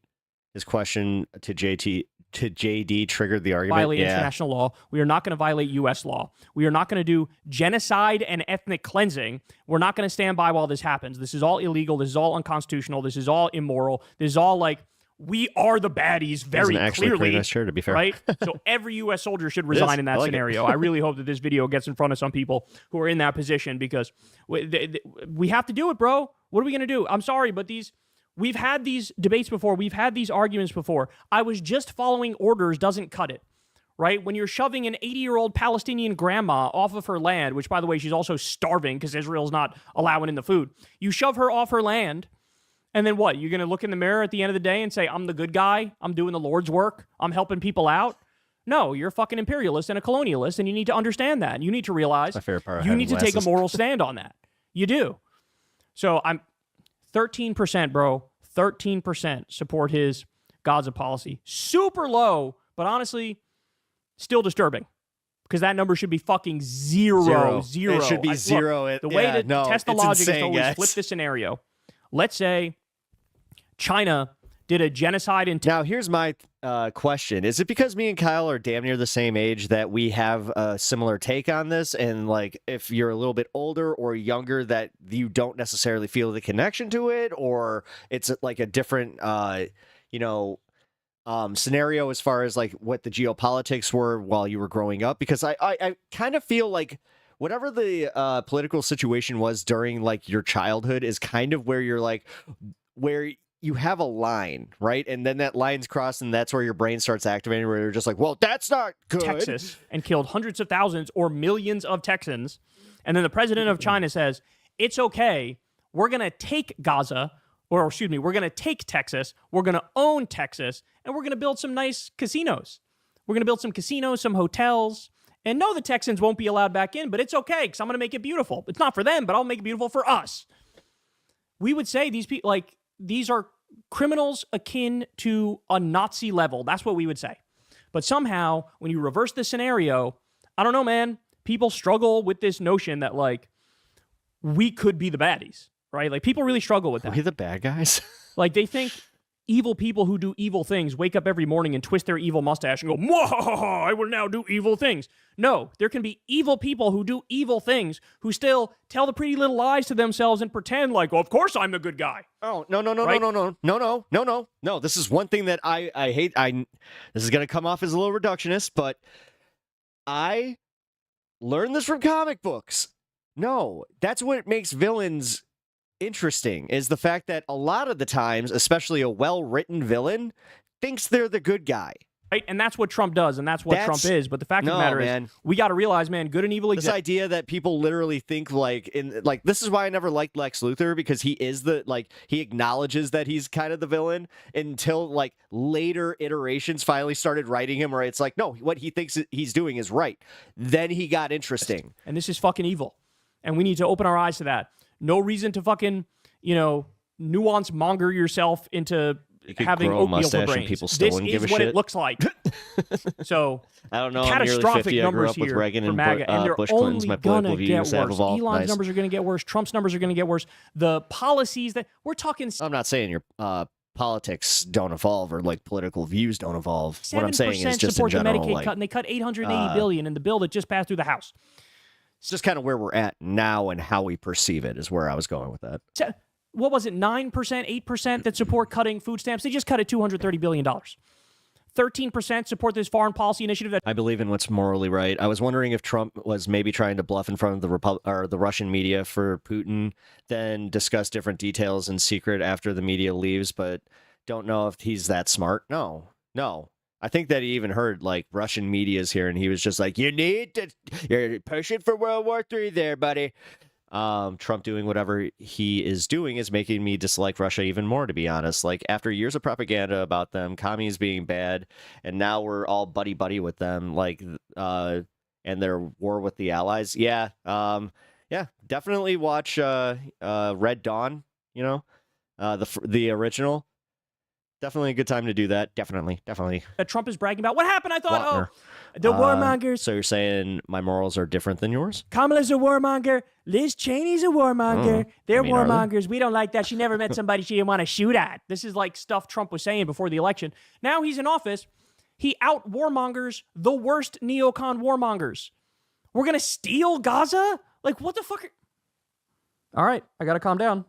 I might have a stroke. Well, the problem about the town halls now is, like, these Republicans have taken a page out of Trump's book, and I think literally they're giving them pages and saying, this is what you have to say. It's Democrats. It's a bunch of Democrats coming to the town halls and disrupting things. It's a bunch of Democrats, because they're also kind of burying the lead a little by saying, look, our constituents aren't that informed. Like, they wouldn't be showing up to these things. Like, a guy almost said that shit, and I bust out laughing. I was like, Broke on air if I keep going, you but not see? you just get the called gist of you it. stupid. Hey, y'all, do me a That was pretty funny, though. He said it with conviction, too, which was pretty great. My mom voted Republican all her life, even for Trump the first time. Now she votes blue up and down ticket. Yeah, I mean... God. I remember being idealistic. The first time that I ever voted, I voted for this guy, Peter Roscom. And I voted specifically for him because he was like, I'm going to lower your taxes. I'm going to lower your taxes. Oh my God, another 5 gifted memberships. Thank you. I really appreciate that. There we go. Mike, you got it. All right. I like how we have to, it's like, this is like opening Pokemon packs where you're just like, all right, let's see. Do I got a good one? Boom. Whoa, that's a, whoa. Oh, is that a bot? Seriously, we did it. Mitesh, thank you so much for your generosity. For real. Yes, thank you for the gifted memberships.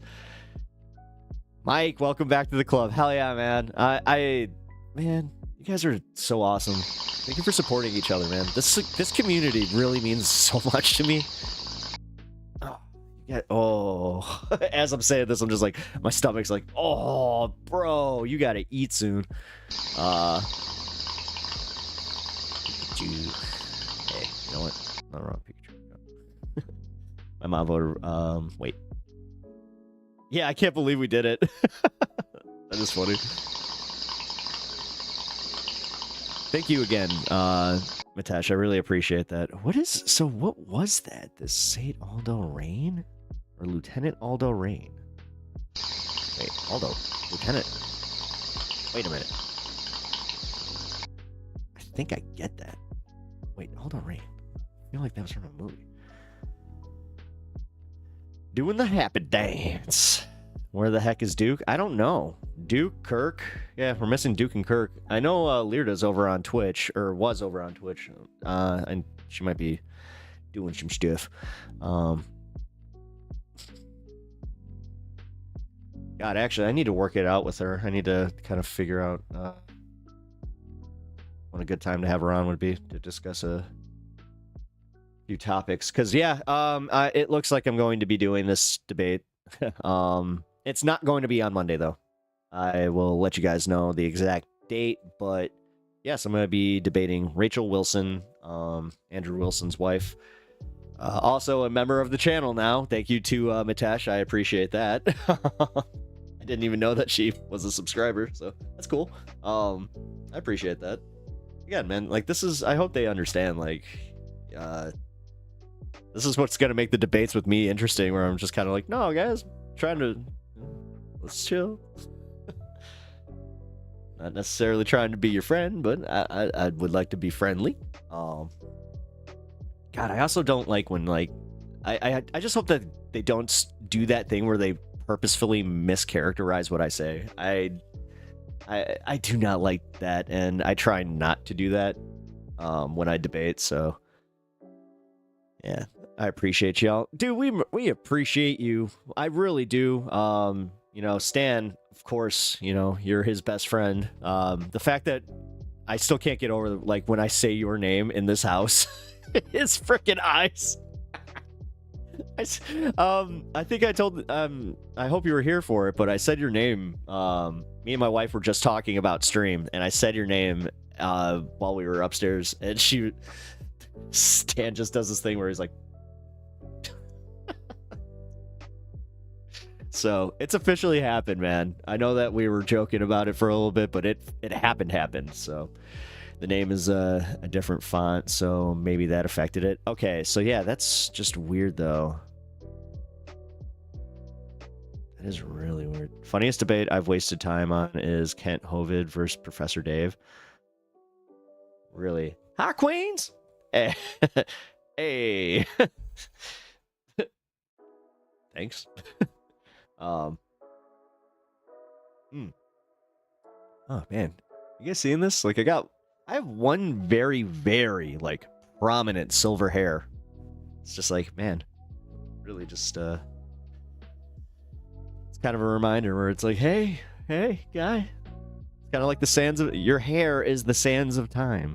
With every gray hair, you get reminded that your time is running out.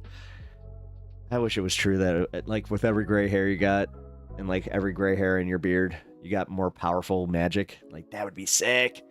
Wait a minute. So Ken Hovid, debate on evolution. Oh, wait a minute. I think you know what?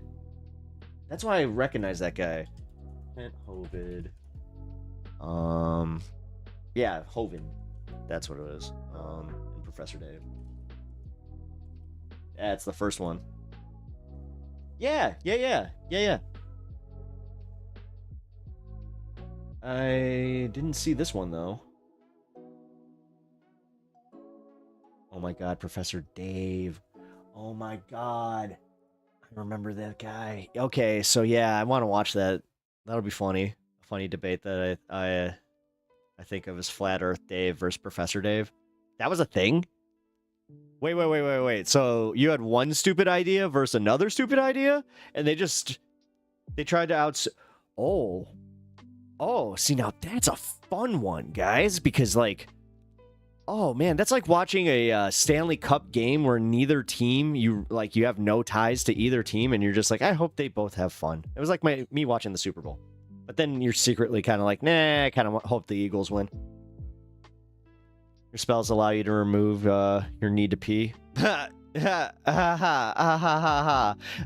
only adding to it. I'm sorry there, Pun Pa, but no. No, it's getting worse. Speaking of, my bladder does not feel great today. It's also why I am drinking a tea today. Hovid is completely nuts. Yeah. Wait, Professor Dave is a smart dude.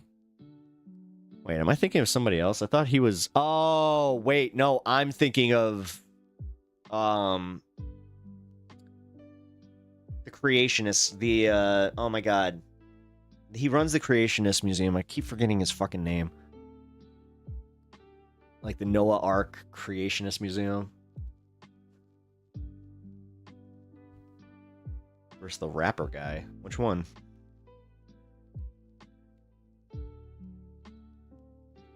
Which one was that? Wait, was that with Oh man, why can't I think of his name? Also, I cannot get this freaking. I got a hair in my eye. This is freaking. Get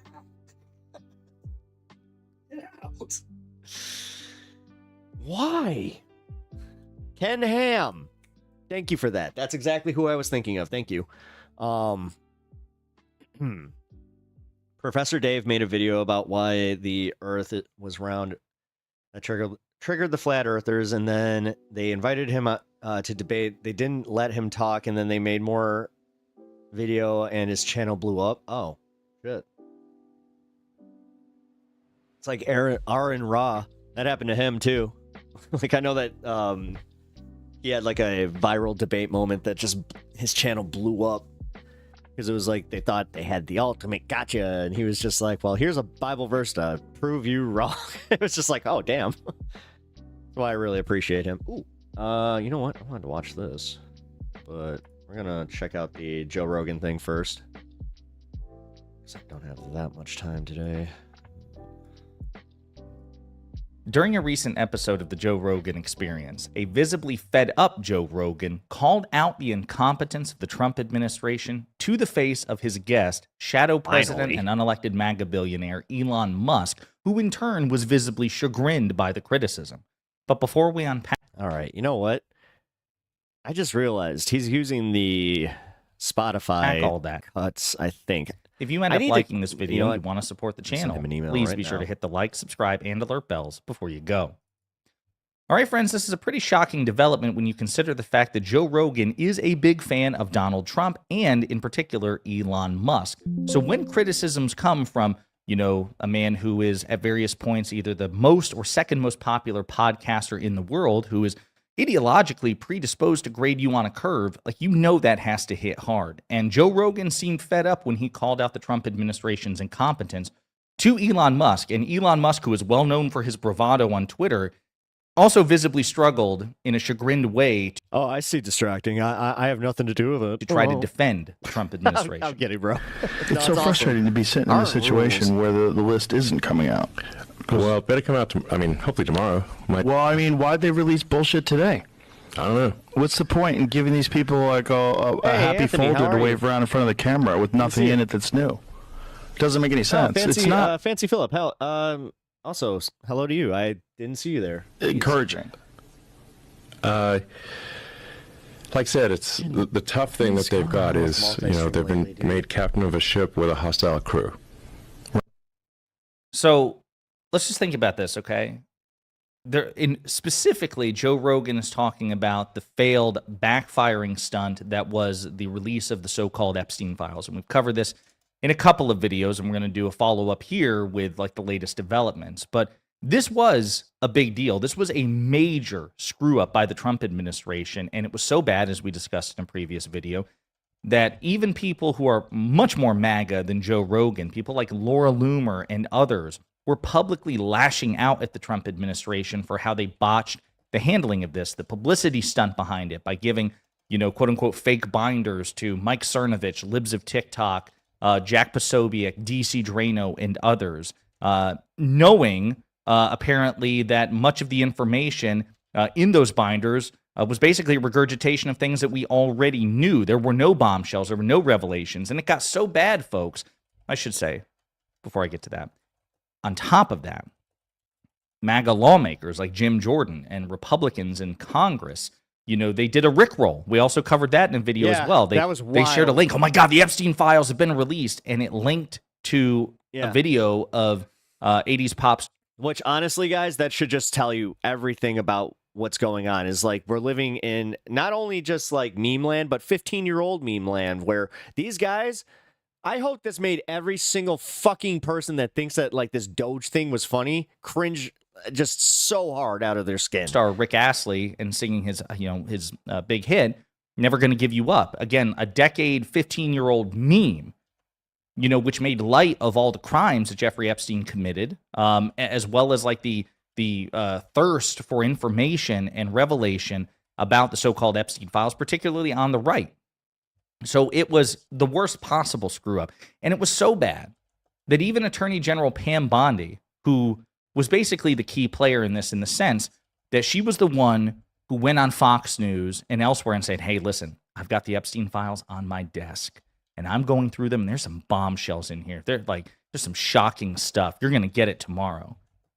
And then these MAGA influencers go to the White House, these handpicked MAGA influencers, they get these binders. The content of these binders was not released to the public or to, quite frankly, MAGA lawmakers. Anna Paulina Luna, a MAGA Republican congresswoman from Florida, who was also trying to work on the release of the Epstein files from Congress. She blasted the White House. She blasted the Trump administration for this. Like, basically, it was obfuscation. It was misdirection. It was deceit every which way. And it raised more questions than answers. And then, of course, once the reporting came out, that it was basically a botched bullshit publicity stunt, then you have Attorney General Pam Bondi issue this letter, which was released to the public, to Kash Patel, the deranged MAGA cultist who is now at the head of the FBI. This is what MAGA Attorney General Pam Bondi had to say to her subordinate, MAGA FBI Director Kash Patel, after the failure of this stunt that Joe Rogan is complaining about.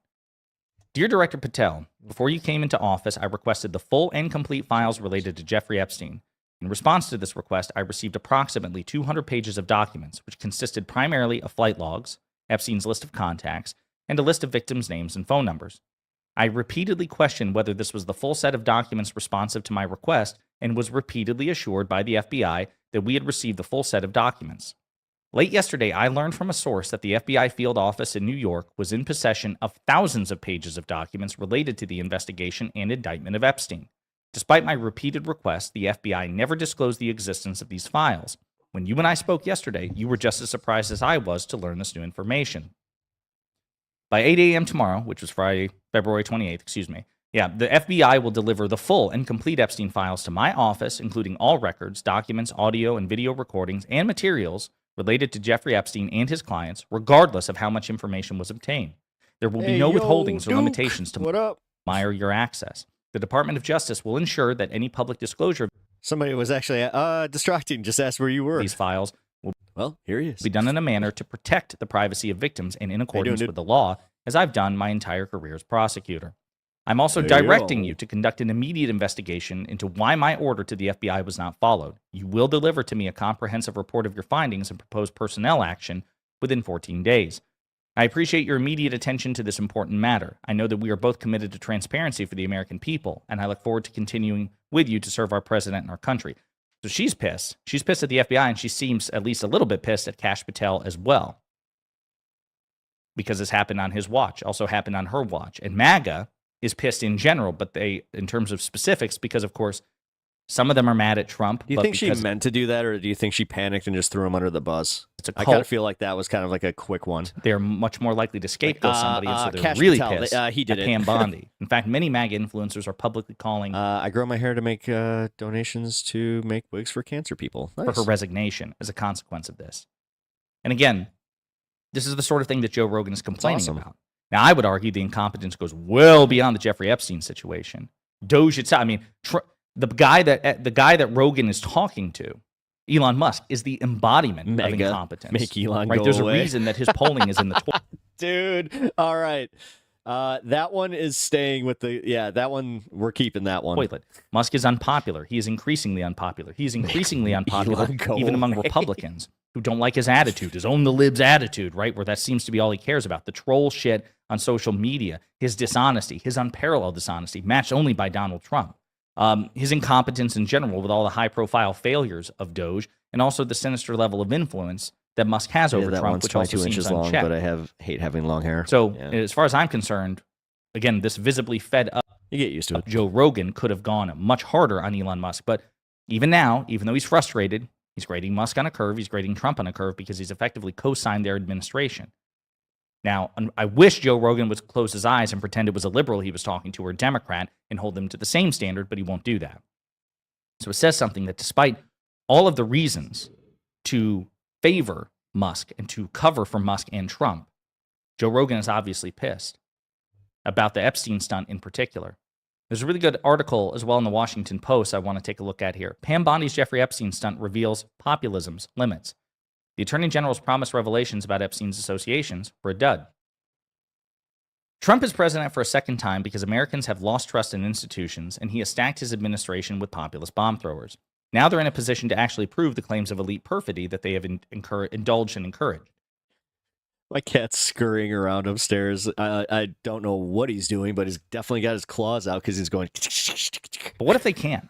Witness the embarrassing spectacle of the Trump Justice Department's choreographed release of the Epstein files. Oh, he better not be scratching. Epstein was a wealthy sexual predator who died, apparently by suicide, in a New York jail in 2019. I'll point out, again, this is important. In 2019, who was president? Donald Trump. In 2019, who was Donald Trump's attorney general? Bill Barr. When Epstein was in federal custody, whose responsibility was it ultimately to protect him? Ultimately, Bill Barr and Donald Trump. And he died on Donald Trump's watch. I'll also point out, it's been well established that Epstein and Donald Trump were close associates for that years. Blatant point is not brought up more. Because, like, for real, I've had more arguments about the Epstein thing where it's like the deep state and the Democrats, they're burying this. Like, I had that exact conversation, and they were blaming Biden for hiding it. I was like, what? They're like, yeah, Biden's on that list. You know it. I was just like, wait. Food for thought. Epstein had pled guilty in 2008 to soliciting a minor in Florida, but served little time. Amid the hashtag MeToo movement, accusations against him resurfaced and grew. I wonder if hair salons... you have to do it with special, like, groups, and also there are, like, you have to keep the hair healthy, so you constantly have to, go in for, like, smaller haircuts, but, yeah. Arrested in 2019. Yeah, I think they have several different groups that do it now. On more sweeping charges of abusing teenage girls. After Epstein's death under unusual 22 inches, dang, dude. circumstances, theories understandably swirled. The most salacious claim, given Epstein's social connections to various famous and powerful people, including Presidents Bill Clinton and Trump, was that the government was concealing a client list of high-profile men who abused minors. The idea of the Epstein client list dovetails provocatively with the QAnon theory that says Trump is battling a depraved pedophiliac network of elites. At the very least, the cover-ups of such a list would point to deep state manipulations. Attorney General Pam Bondi asked darkly in November why A.G. Garland and the Justice Department are so quiet about Epstein. Again, why would Donald Trump and Bill Barr be so quiet about Epstein? Donald Trump was president until January 2021, January 20th, 2021 to be exact. And MAGA also purports that Donald Trump has the ability to psychically declassify things with the power of his mind. There has to be no procedure, no grace, no tact, no surgical precision. Donald Trump can snap his fingers, and the Epstein files, so-called Epstein files, could have been released, at least based on the man, somebody's got to either remind Kirk when he pops up here, or just clip it for him. Documents they had at the and time, send it to him. and that didn't happen. He'll want that one. She teased the release of information on the case, and on Thursday, the administration invited right-wing social media personalities to receive the Epstein Files Part 1. They marched out of the White House brandishing folders with that title. Finally, the truth was poised to come out. But soon there was trouble. Despite the pageantry, it turned out the Justice Department gave the influencers largely stale information. The populist base that was supposed to be vindicated by the release of the Epstein files began to complain. Quote, what we were looking for was hidden from us, said one of the influencers. Waste of hair salons. Who is subverting POTUS, posted conservative media personality. Actually, I mean, you can, oddly enough, I remember we had a raccoon problem growing up, and my dad, he read this somewhere, or he got this from like an old wives' tale or whatever, but it worked. Like, it does work. So he went to the nearest hair salon that we usually went to, and he just asked, he's like, hey, can I have like just a bag of hair clippings? They're like, really? And he was like, yeah, listen, I have a bunch, I have a bunch of raccoons underneath my porch, and I need to just scatter all this hair over my porch, so it'll make them go away. This works like a charm, by the way, because like those raccoons were gone. So they did leave one dead carcass, though. Like, literally one of them was dead down there. That sucks. Fox News host Glenn Beck. He claimed that the White House believed law enforcement had the list, but was refusing to turn it over. Man, that just brought back memories. Goes into the letter, which we just read. It's the first time I ever saw my dad grossed out by something. He went, "Wah!" Patel had claimed a few months ago that the government was suppressing the Epstein files, quote, because of who's on that list. Perhaps the FBI director can now force the deep state to cough up. But as Frank's Red Hots are dope. lawyer Ted Frank Frank's noted, Red Hot a top is law dope, firm yeah. seeking compensation I put that shit on everything for Epstein's victims for years, quote, left no stone unturned and had every incentive to find co-conspirators. There are certainly many unanswered questions about Epstein's strange career and associations. But what is most likely happening here is that the populist media universe led on its followers with an exaggerated political tale, and the Bondi Justice Department is flailing as it tries to play along. This isn't the only, quote, dog that caught the car situation for the new administration. Dan Bongino, Trump's recently appointed deputy FBI director, has subscribed to the theory that the FBI knows who placed pipe bombs near the Republican and Democratic. Is it because they? No, it's because they. Our hair is very, very, very itchy. Like, you know how it feels when you get like a little bit of your freshly cut hair like in your collar. That's how it feels to them, but like 10 times worse. Like, they actually have, I think, like an allergy or something to that. Party headquarters on January. It makes them get the hell out of 6, there. 2021, even as the agency pretends not to. Bongino is now in an ideal position to finally apprehend the real culprit. So did the chat with Zelensky depress you as much as it did me? Yeah, we watched it very, very soon after it happened yesterday, and it was wild. Expect an arrest any minute. Raccoons don't like dandruff. To be sure, the outsiders Trump has brought into government might well surface information relevant to the public that more establishment figures would prefer to keep hidden. It does work. Patel did this in Trump's first term when, as an investigator in the House of Representatives, he helped rebut the Russiagate smear. But the Epstein, by the way, I disagree with the whole Russiagate smear thing. I don't know who this author is, but he sounds like he's conservative in this respect, which, even though I disagree with him on this, might lend his critiques more credibility to people who are on the MAGA side. Yes, it's all the question down is to what will Europe happen now. if narratives Europe, on Canada. matters such as the Epstein client list and January 6th. This is the scary part. China was kind of just like, we might have treated you too harshly. False flag operation simply fizzled despite the Trump administration's exertions. There are at least two possibilities. One is that the conspiracism will ease among the MAGA faithful. Another is that nihilism and mistrust will reach new levels if it appears that even such warriors as Bondi, Patel, and Bongino could be co-opted or outmaneuvered by the deep state. So, really good op-ed, all that's considered, pointing out the seemingly very likely dangers of this MAGA conspiracy theory that is beating within the MAGA movement. But yeah, again, Joe Rogan, one of the biggest high-profile supporters of Donald Trump and particularly Elon Musk, 6 weeks in, is fed up with their incompetence. And again, look at how browbeaten and chagrined Elon Musk was. And Maybe said, that'll well, actually move the needle you too. know, on they're that. captains with a treacherous crew. Since he has so much Buddy, influence. that's a bullshit excuse. The fact of the matter is, you guys are in charge Cheers, now, what up, Rome which means dog? everything bad that happens on your watch is your fault by the standard you tried to impose on the Democrats. And by the way, we should ruthlessly enforce that standard on you. Democrats should step up, continue to push that particular standard.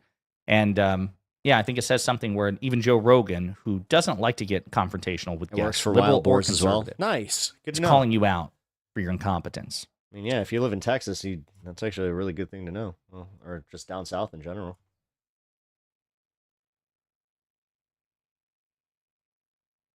Okay.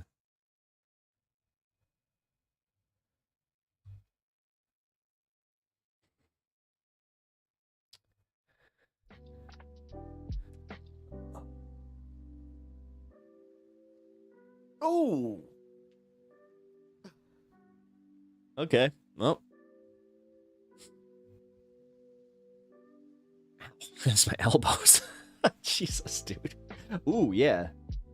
President Crypto Scam. Here we go. President Crypto Scam at it again. Please stop. I'm begging you.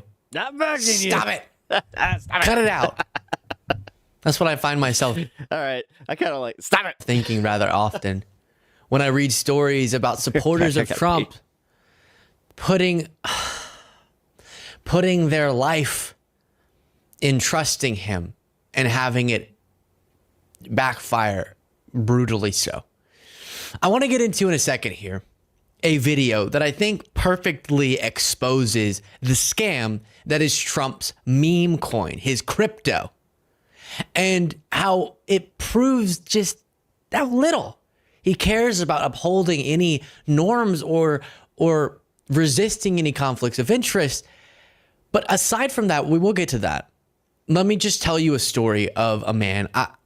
I don't even, it's really sad. He's been posting about how devastating this has been, who lost hundreds of thousands of dollars because he put over $1 million, I think it was, of his grandpa's inheritance into Trump's meme coin. So Trump launched and advertises, I'll show you, his crypto as buying into sort of the Trump team, becoming a part of Trump's team. And if you are a cultist of his, you probably think, what could go wrong? It's Trump. He's the genius. If he thinks I should invest in it, I should invest in it. And cryptos are notoriously unstable. But a meme coin that's just, the only purpose it serves is some people work in the system to take money from the people who don't understand how to work the system as much or time it wrong. And so let's go through a guy on Reddit. I'll keep him anonymous given how tragic it's turning into for him. But he posted these different, I took screenshots of a video that he posted of his holding in this Trump DJT meme coin. And starting with over $1 million. And then as it happens, he put a bunch in and then the value of the currency plummets as was expected. So you can just see him losing thousands and thousands and thousands of dollars. Now here, the market value being $562,000 after having over $1 million there. So he then posted about, again, I feel for him, but stop doing this. Stop trusting him. But he said Trump would never do this to his supporters. But if Poor guy, so good he didn't steal any snacks. Oh, okay. What? That was a quick turn. Whoa. Oh, yeah. Here. Yeah. Oh, you are so good. And since you didn't steal, since you're so good, you do get an extra. Attach.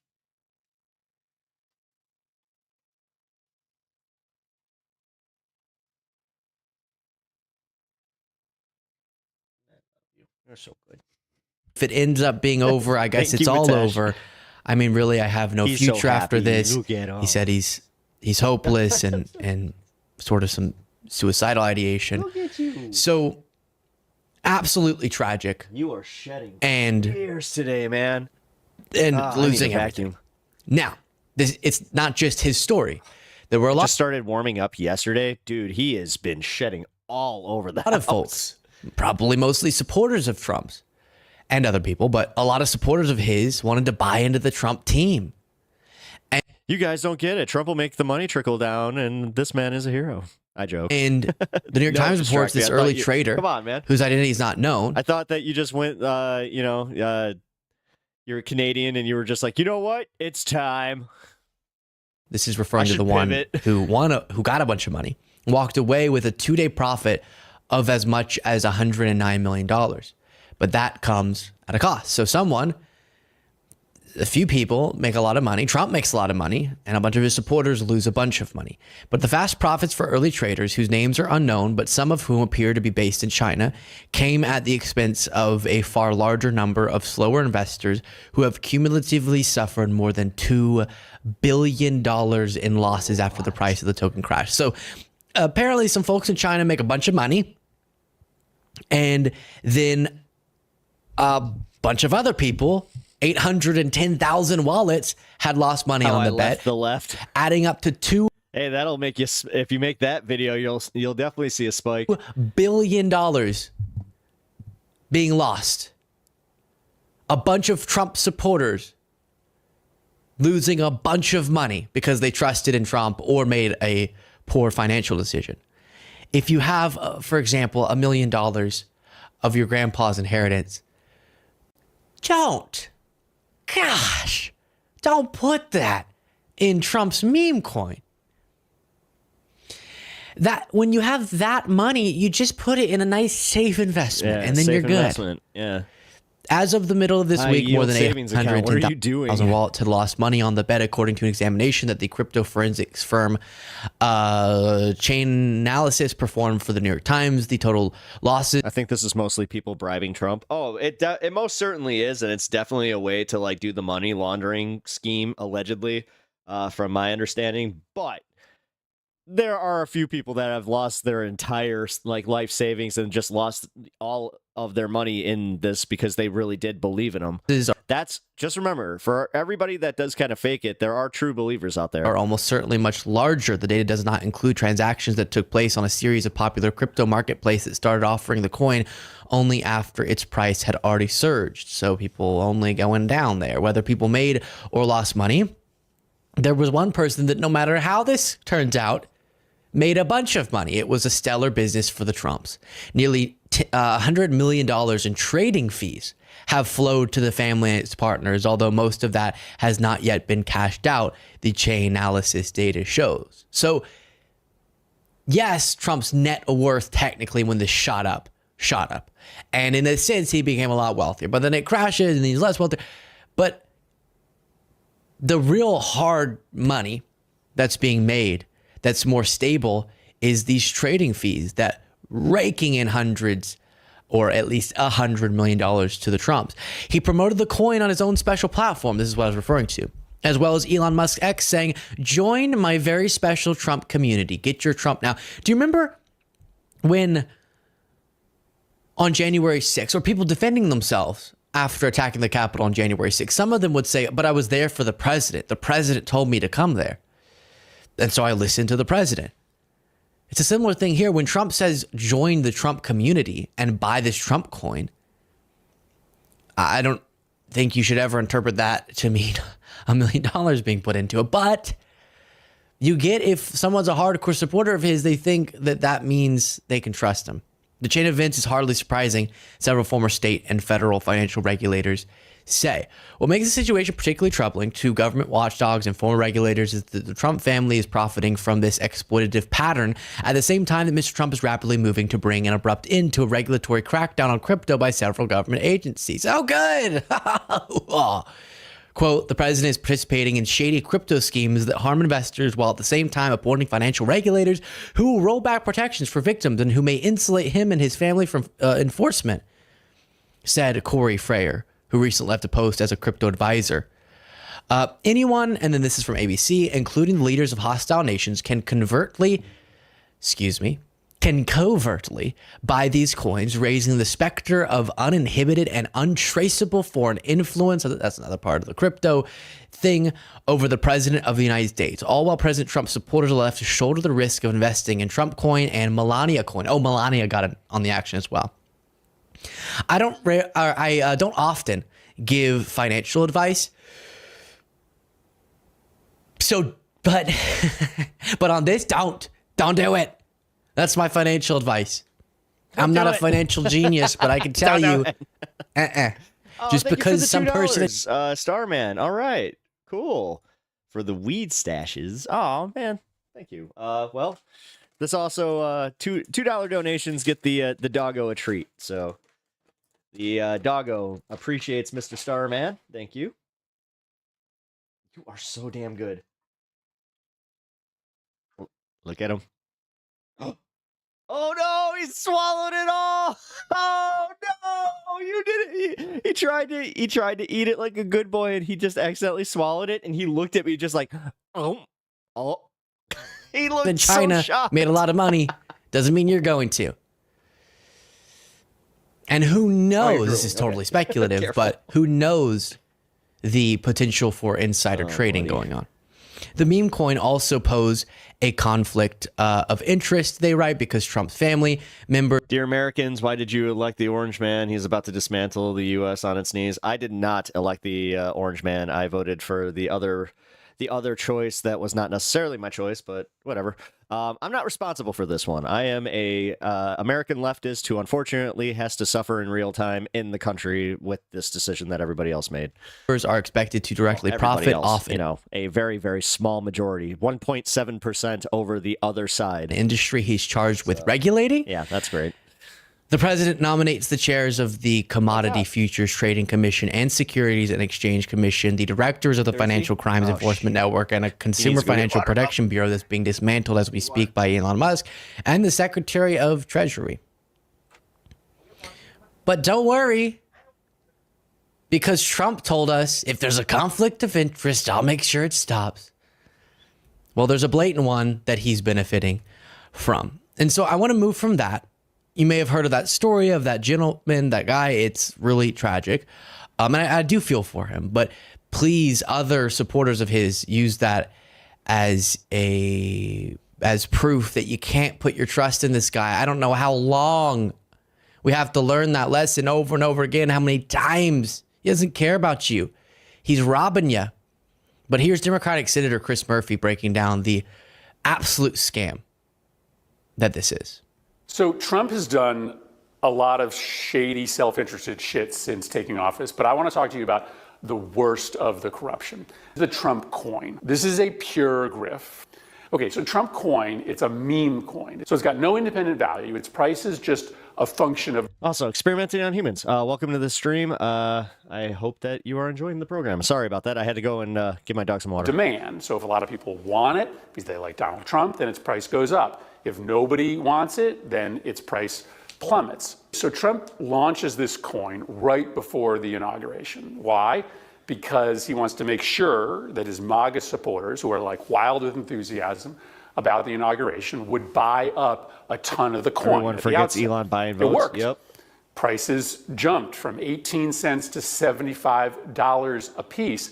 And Trump's net worth on paper, it swelled to like $56 billion.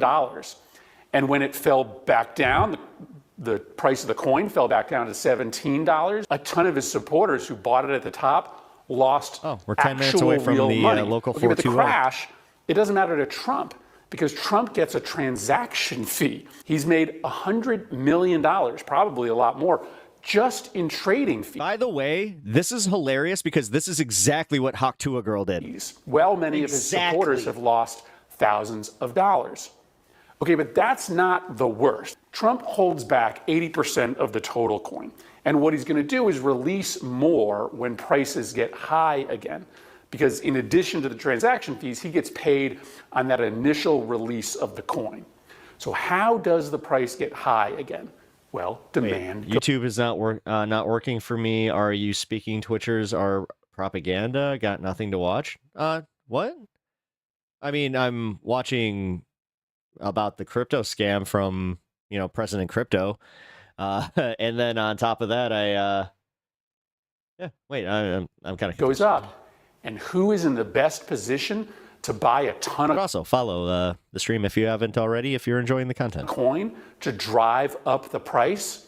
Foreign governments and billionaire CEOs who have business interests before the Trump administration. Now, you might say that's illegal, but it's not. Nothing prevents, like a Russian oligarch, from buying a Thank you for the follow. ton of Trump coin in order to put money directly into Trump's pocket.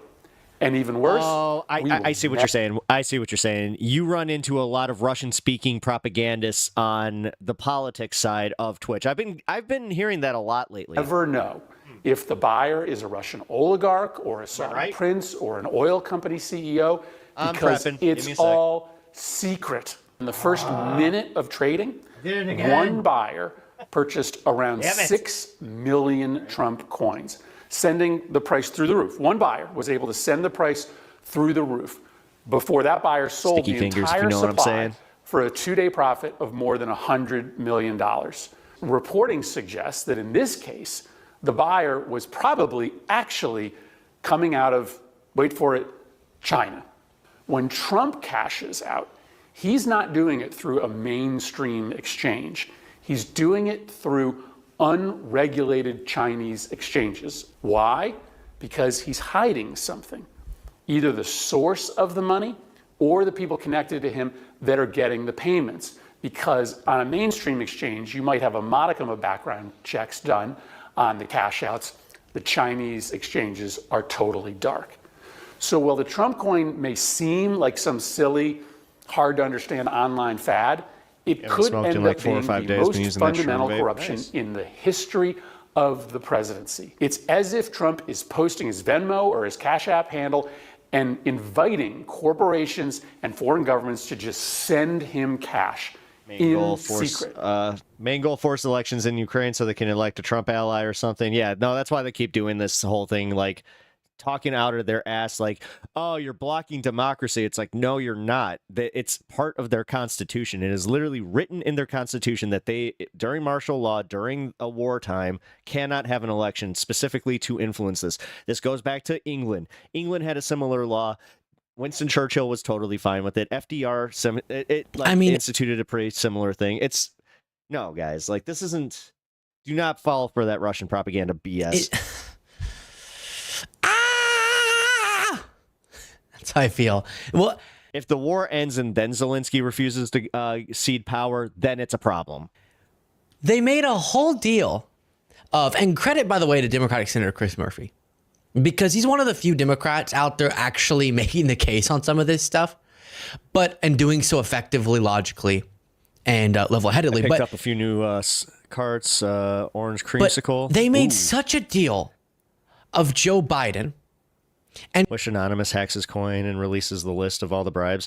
I hope you know that they're very afraid of what those guys might do. And honestly, they've been teasing something, but they're biding their time. I know that I think they're doing a specific, like a very coordinated thing. And called him corrupt because his son had business interests. Because his son did business in Ukraine, for example. They could never prove wrongdoing on the part of Joe Biden. But just the fact that Hunter Biden made, and I've mentioned this many times, what I perceive to be incorrect decision. Oh, by the way, Mitesh, do you know how much those gifted memberships were, so I can just add it to the goal here? A lot of incorrect decisions. I think they were. He should have even intertwined himself in certain business, just out of courtesy to his dad, but he did, which is not Joe Biden's fault. But they still called Joe Biden corrupt wrongly for things they couldn't prove in the connection there. And now, hear me. What they're saying is Joe Biden must be corrupt because his son maybe benefited from having a prominent name in business. As everyone with prominent names does. But, okay, that means because Joe Biden now, he can't govern effectively because he's thinking of Hunter Biden's former business interests. Whatever. Not true, but okay. Then Trump has this confidence, because they might say, oh, Chris Murphy can't necessarily say something wrong is going on. No, we can, because we don't have to know what it is or who it is or what's going on or if Trump's being influenced or if any foreign governments or foreign individuals or domestic individuals have an interest in influencing him through this. It's irrelevant. The fact that he would even open himself up to such a conflict of interest is so brazenly against the principles that presidents should abide by. Jimmy Carter didn't feel comfortable actively running his peanut farm because conflicts of interest could arise in money being funneled through that business. And now Trump, I think that's a great way to put it, is just putting his Venmo URL or what are those called? Those little boxes? Jane, those little squares? QR code. QR code. His Venmo QR code. He's just throwing that up there, practically, so that anyone can dump money into his pockets. What up, Pep Squad? T-minus 3 minutes. And MAGA doesn't care. So my local. They don't care. And then, even separate from that, Trump has previously called these sorts of crypto initiatives scams. Trump has. And now he's doing it, and all that's doing is sucking money out of the pockets of people who trust him and dumping it into people who know how to game the system. And they'll look to him and they'll say, "Thank you, can I have another?" Share your thoughts in the comments. If you want to get the bonus show, you can do it. You should. Show. Nice. You guys want bonus content, then we hit that goal, then I will do some bonus content for Monday. Perhaps even start 2 hours early. Who knows? No, that's what the bonus content would more than likely be. It would be a 2 o'clock start. Alice. Well, at least his points are unique. Yeah. No, I mean, to be fair, Shy or Deke, I don't necessarily always agree with Beasley. He's a little Libby. But he's all right. He puts good content together, so just mentioning in case you need to fix it.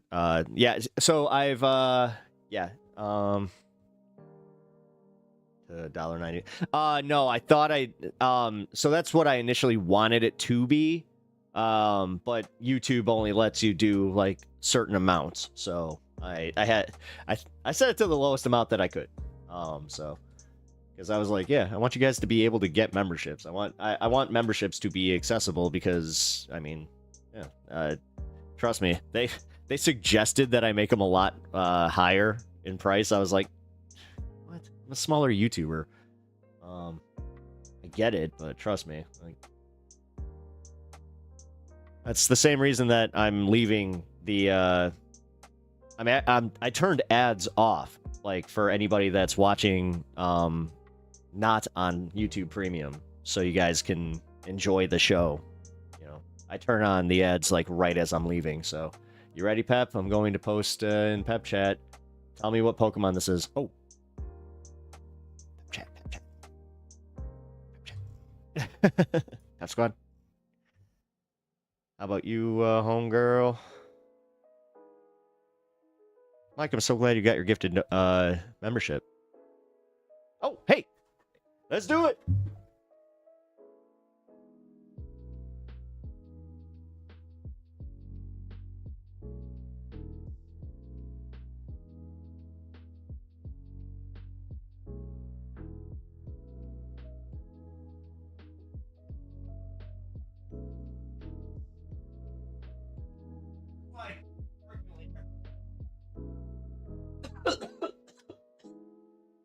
Oh.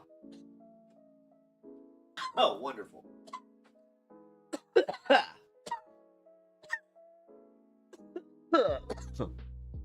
Oh, man.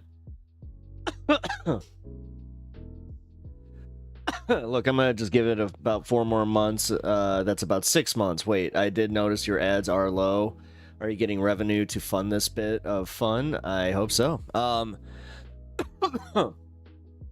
I've gotten enough donations from Mitesh and other I'm sorry, who else? Starman. I really appreciate you guys donating, because that makes it possible for me to make it so I don't have ads on during the majority of the program. So I really appreciate it, guys. Like, again, thank you so much for the support. I wish I could show it more, and it's kind of hard over, but yeah, it's the same with my ad breaks over on Twitch. Yeah, I set them for as low as possible. Like, I could set them for, more intervals, and they even suggested another, like, set of them where they're just like, you can increase your revenue by doing X. I'm just like, okay. Just being honest with you guys, like, I'd rather have you guys here watching this, enjoying it, liking the streams, following, getting a little bit more exposure. But as I said, I also do really appreciate all the support. And as I'm not sure if I did mention this also helps. This link is the one that it's a direct way to support the stream that does not have a middleman, if you know what I'm saying. I can't really. There's a new terms of service that I just signed that I got to be careful with. So I'll just say that, yeah, this is probably the best way to help out the stream, just so you guys know. Anyway, too many communist Americans may not like it. Well, I mean, hey, y'all. Hey, welcome back, Inverted Mystic. Hey, sorry if I was a little harsh on you earlier. I hope you didn't feel like I was singling you out. I was kind of, based on what you were talking about and what you were saying, is the reason I started getting into it. Yeah, if you mention Voldemort, you will end up scalped in the middle. Oh no, I mean, you tricked me. I said it. Damn it.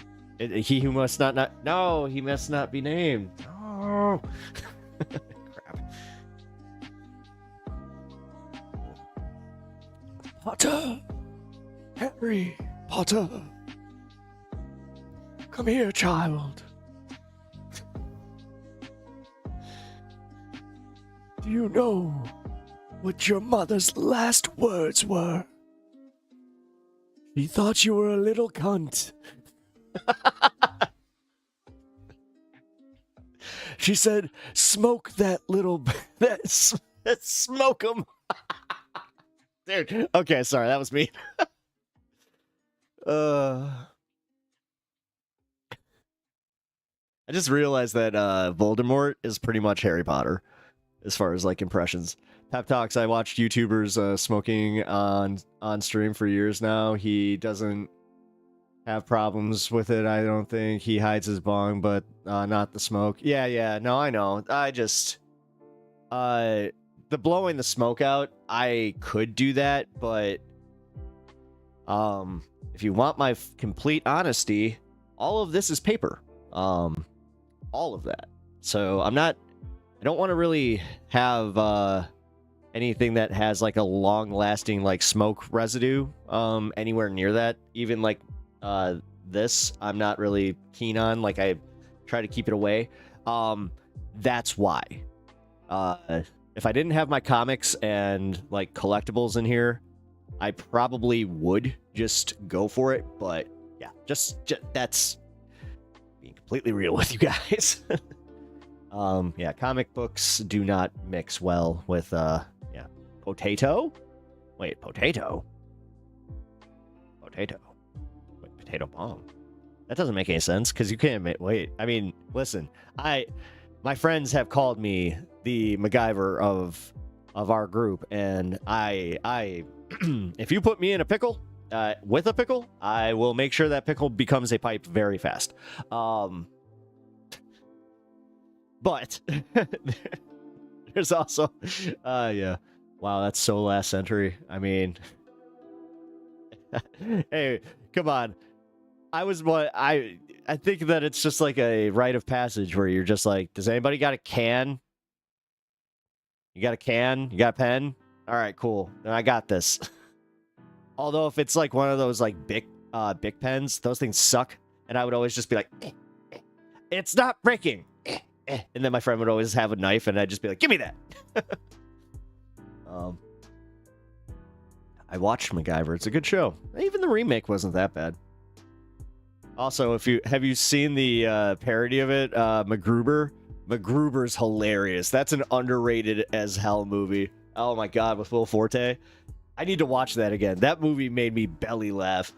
And there. Oh yeah, we all have. My friend made a binger out of a Crystal Head vodka bottle. Nice. I know multiple people that have done that.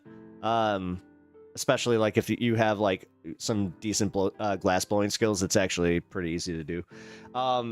The one that I really want, but I'll never be able to afford, is the like Cheech and Chong released a vodka, or no, yeah, I think it's a vodka. No, it is a vodka, because I remember I was like, oh, I can't really. I don't get down with vodka, so it was one of those things where I was just like, oh, but it comes in a binger that they designed themselves like together, and this is the first one that they've designed together in a long time. So I was like, oh, I want it. Oh, oops, I said the word. What'd you say? Wait, did you just Beetlejuice Charles into chat? Because distracting, if you did that, I'm blaming you. Why did you have to Beetlejuice him? Stop it. One more time.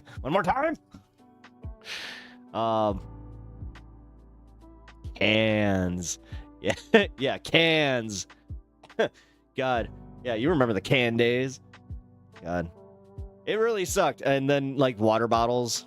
Always did water bottles if you had them. I remember the one time that I got like really creative. My buddy had a bunch of duct tape, and we just had a bunch of cans, and I made a giant one. It was cool. Man, I miss those days. A little bit. Maybe not. No, what am I talking about?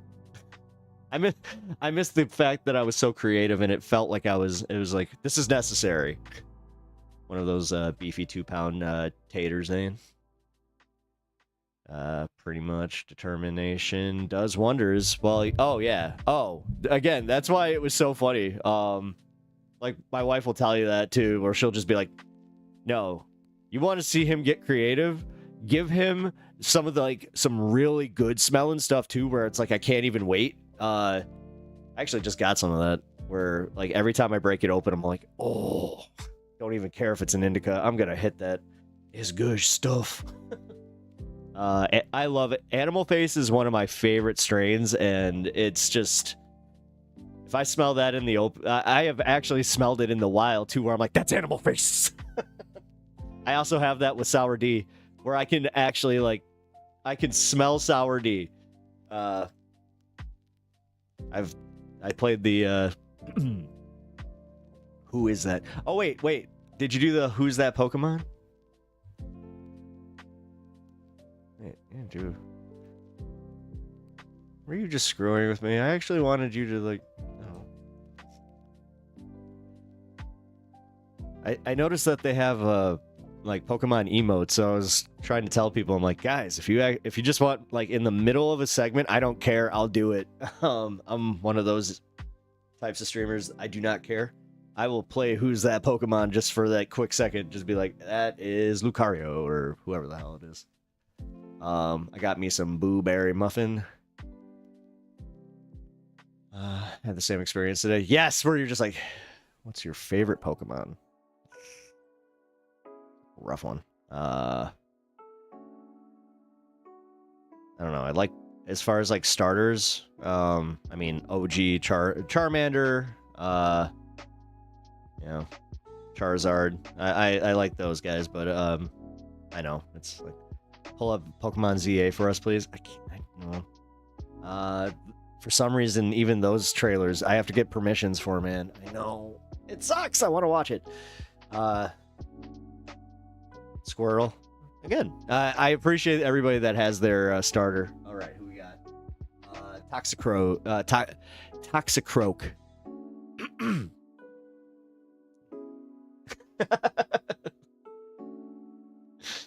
Got another one? My favorite Pokemon is obviously Slacking. Yes, I know. That's why I do love your avatar. Your avatar's awesome. I was just talking about the images. Yeah. Oh, the images. Oh, yeah, here. Yeah. Oh, Krogunk, actually. Oh. I didn't. All right. I was a little bit, all right. Well, I wasn't far off. Okay, if I'm in the family, then... All right, Pokemon... We're doing this real quick, guys. And then we'll do another, Oh, shit, yeah. We'll do a quick, political... Oh, we're back! Oh, I didn't realize that. Dude, hell yeah. I do love the new jackets and the hat. Man. But yeah, we got, we get to go on roofs now. I just hope that, like, dude, Game Freak does need to figure out the whole movement aspect of the game. I was just actually playing, was it Arceus? Arceus? I think it's Arceus. But yeah, I love that game.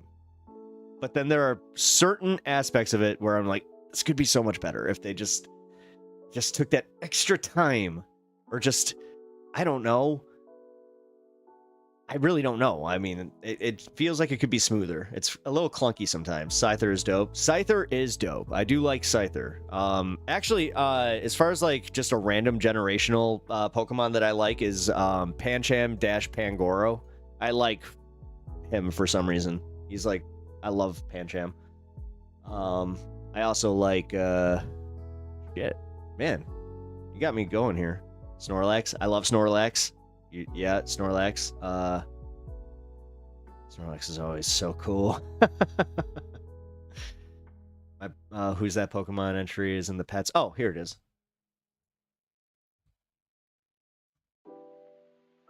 Kakuna.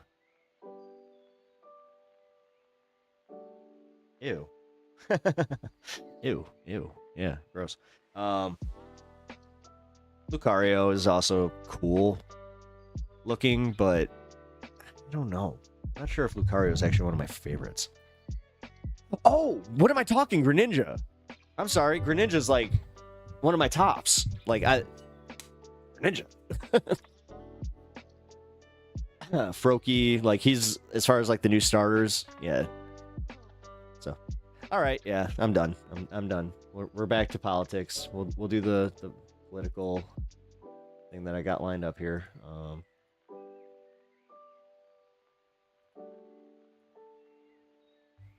Scizor, Sharpedo, and Nidoqueen. Hell yeah. See, I love this. We got Alolan Vulpix. And yeah, Dark and Poison. Nice. Oh, good mix. Actually do Dark Fire. And then yeah, whatever. Sorry guys. Getting a little nerdy here. I also like the small fox Pokemon thingy. I forgot his name. I think that's the one I just brought up, Vulpix. Actually, the shiny version of Vulpix, or actually the white version of Vulpix that turns into Ninetales, the shiny version turns into like this dark gray, but like with a purple tail. It's, or well, all 9 purple tails. It's really cool. It's definitely one of the cooler looking mon. And then my favorite legendary is Dialga. I play with Vileplume so much. In comp, I always put a Yachi Berry on him because he gets hit with ice more often than not, and it makes him forfeit or Eevee. Nice. That or I like Sucker Punch Nido. Yeah, Sucker Punch Nidoqueen, especially. I forgot what the move is where it's like tandem or something like that. But if you have Nidoking in your deck or in the game too, they actually have it where it doubles the damage. It's one of my favorite like tandem things as far as that. Nidoqueen or like Nidoran and Nidoran actually have something similar too. If you had to be a monotype trainer, what would you choose?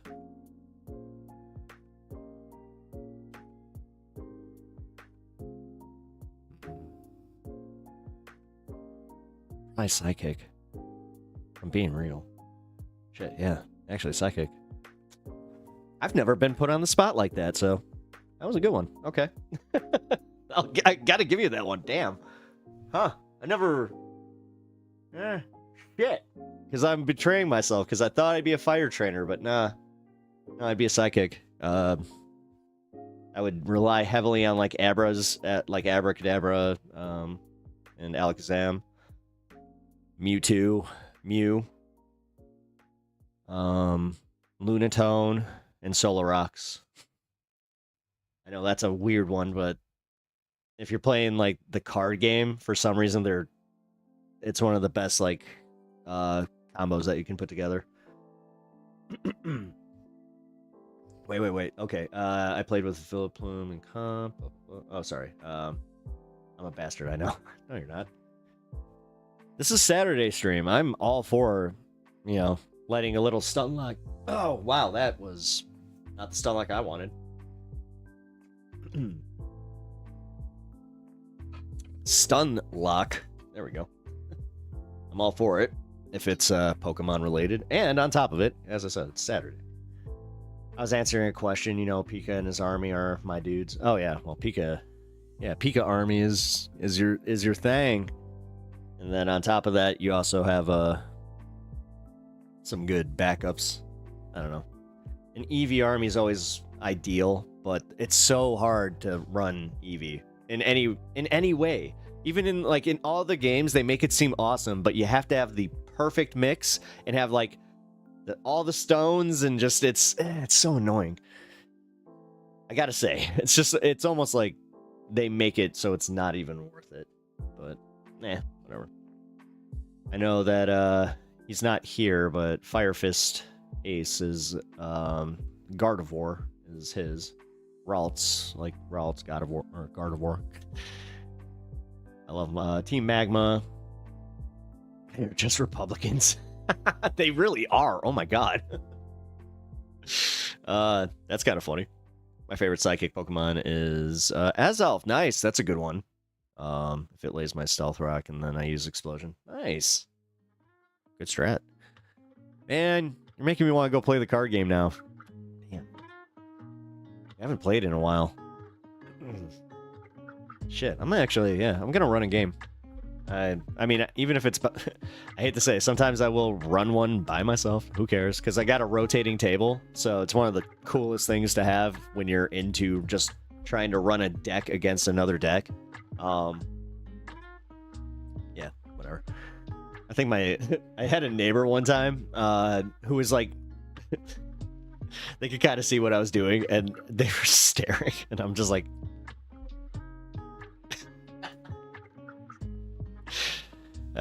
the ultimate form of playing with yourself. It's like, it's technically solitaire. Whatever. Team Aqua is the Democrats, yeah. Can you play the game in real life in a stream? Just asking. Yeah, totally. Yeah.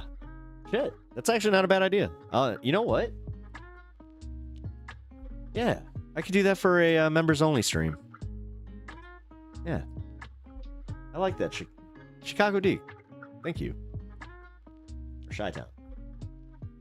Dude, no, that's a great idea. I didn't even think about that, but yeah. I can, do Smash or pass Yu-Gi-Oh? I pass, unfortunately. I never got into Yu-Gi-Oh! I had just gotten out of card games right after I got, like, really big into, not Yu-Gi-Oh! Pokemon, and then I moved into Magic for a little bit. like everybody does. Then I just sold all my stuff, and yeah, well, my stepmom sold all my Pokemon cards and Star Wars toys. Don't want to talk about that again, but yeah. That one sucked. But yeah, I got about 4 years ago? Yeah, I got back into card games. I play Lorcana. I actually really enjoy the system. I like Disney characters, and I love the way that they broke it down, where you have the 3 different types. It's very Pokemon-ish, but at the same time, like, the art is incredible. It's one of my favorite aspects. It's why I'm one of those weirdos that actually reads comic books for the art, and I'll just sit there and stare at pages and just be like, wow. But also, if the story, the art, and all of it matches, it's just like chef's kiss. Like, if you haven't read The Last Ronin, it's done by Eastman and Layard, the original Ninja Turtles creators. They got together for the first time since they broke up. God, it was almost like 20, 30 years ago. Really good book. Definitely highly recommend that. I recommend, if you guys are into like fun conspiracy books, but also like a dash of realism and like a little bit of magic, it's called Department of Truth. Very, very good book. Yeah, pretty much all the Ultimates books right now, and the Absolute universes from DC and Marvel are also really good. Anyway, Stunlock and hard, and I'm not into Pokemon. That's a bit after my time, but a lot of streamers sell boxes. See, I'm not trying to sell. Like, I don't sell my crap like that. No. Not right now. I watch High School D for the plot.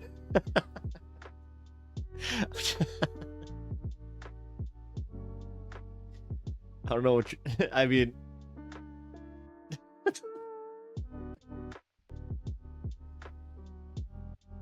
No, I just remember walking through Comic-Con one year, and I had a list of my comic books that I was looking for, and my friend was just like, what are you looking for? What are you doing? I'm like, oh, I'm actually like the one nerd that's here to buy comic books. It's like, wait, what? I'm like, yeah, I go to Comic-Con to buy comic books. And they're like, you dork. It's like, yeah, I know. Nice room. Hi from Moscow. Hey, thank you, Alice Stark. I really appreciate the compliment. Also, leave a follow on the channel. We are almost at 250, so we're 2 away from 250. So you guys want to race for it? Not sure if you guys are not already following.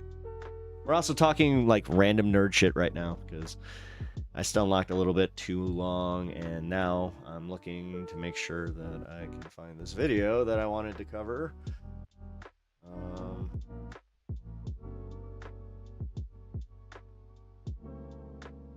Here it is. This is from the New Citizen. For years, Europe counted heavily on Russia to keep the lights on and homes warm. Before 2022, about 40% of the natural gas the European Union used came straight from Russia. Countries like Germany leaned in even harder, with over half of its gas, good timing on popping in here, around 55% coming from Russian pipelines.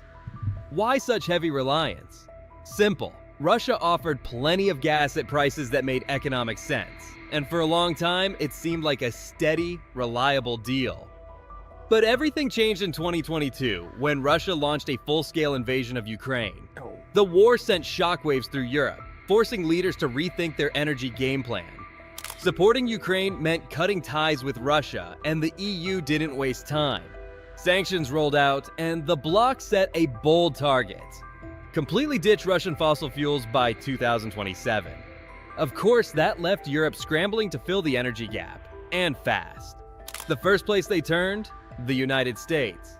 American liquefied natural gas, Mike Graves is a PB member? What? LNG, became a lifeline, with how many glow-in-the-dark covers you got? U.S. exports to Europe.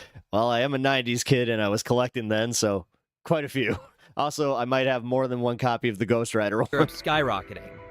By 2023, over half of America's LNG I'm a sucker for a gimmick. Exports were heading across the Atlantic, see a gimmick cover? helping Europe dodge a full-blown energy crisis.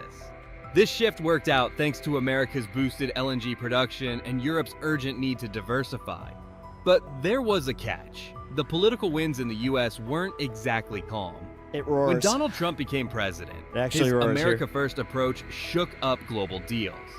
Tariffs on imports, including those from Europe, became a real possibility, and energy exports weren't off the table. This left EU Well, you are a variety streamer. leaders wondering, what if U.S. gas gets too expensive or unreliable? Facing that uncertainty, Europe kept scouting for backup plans. One country that ticked all the right boxes? Canada. The EU and Canada already had a strong trade relationship, thanks to a 2017 deal that boosted trade between them by 60%. That agreement opened the door for even bigger collaborations, especially in energy. Canada isn't short on resources either. With massive reserves of oil and natural gas, it's more than capable of stepping in as a stable, long-term energy partner for Europe. Well, Canada and the stopped collecting after the last run. They made the hood Ghost Rider, and I'm just like, I'm not into that. European Union have always gotten along well. Real quick, guys. Here, check it out. Right. So this is the Godzilla versus Justice League, but oh no, come on, no,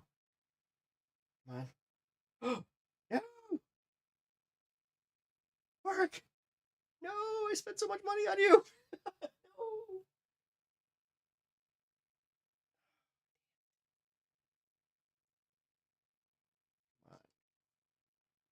I'm gonna make it work.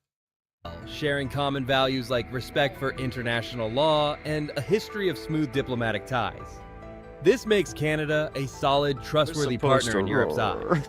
At the same time, Canada's been rethinking how it handles its energy trade, especially after some rocky moments with its biggest customer, the United States. Tensions flared during Donald Trump's presidency when his administration floated the idea of hitting Canadian goods with a 25% tariff and slapping a 10% tax on Canadian oil exports to the U.S. That was a major wake-up call for Canada, pushing it to look for new markets so it wouldn't be so tied to its southern neighbor.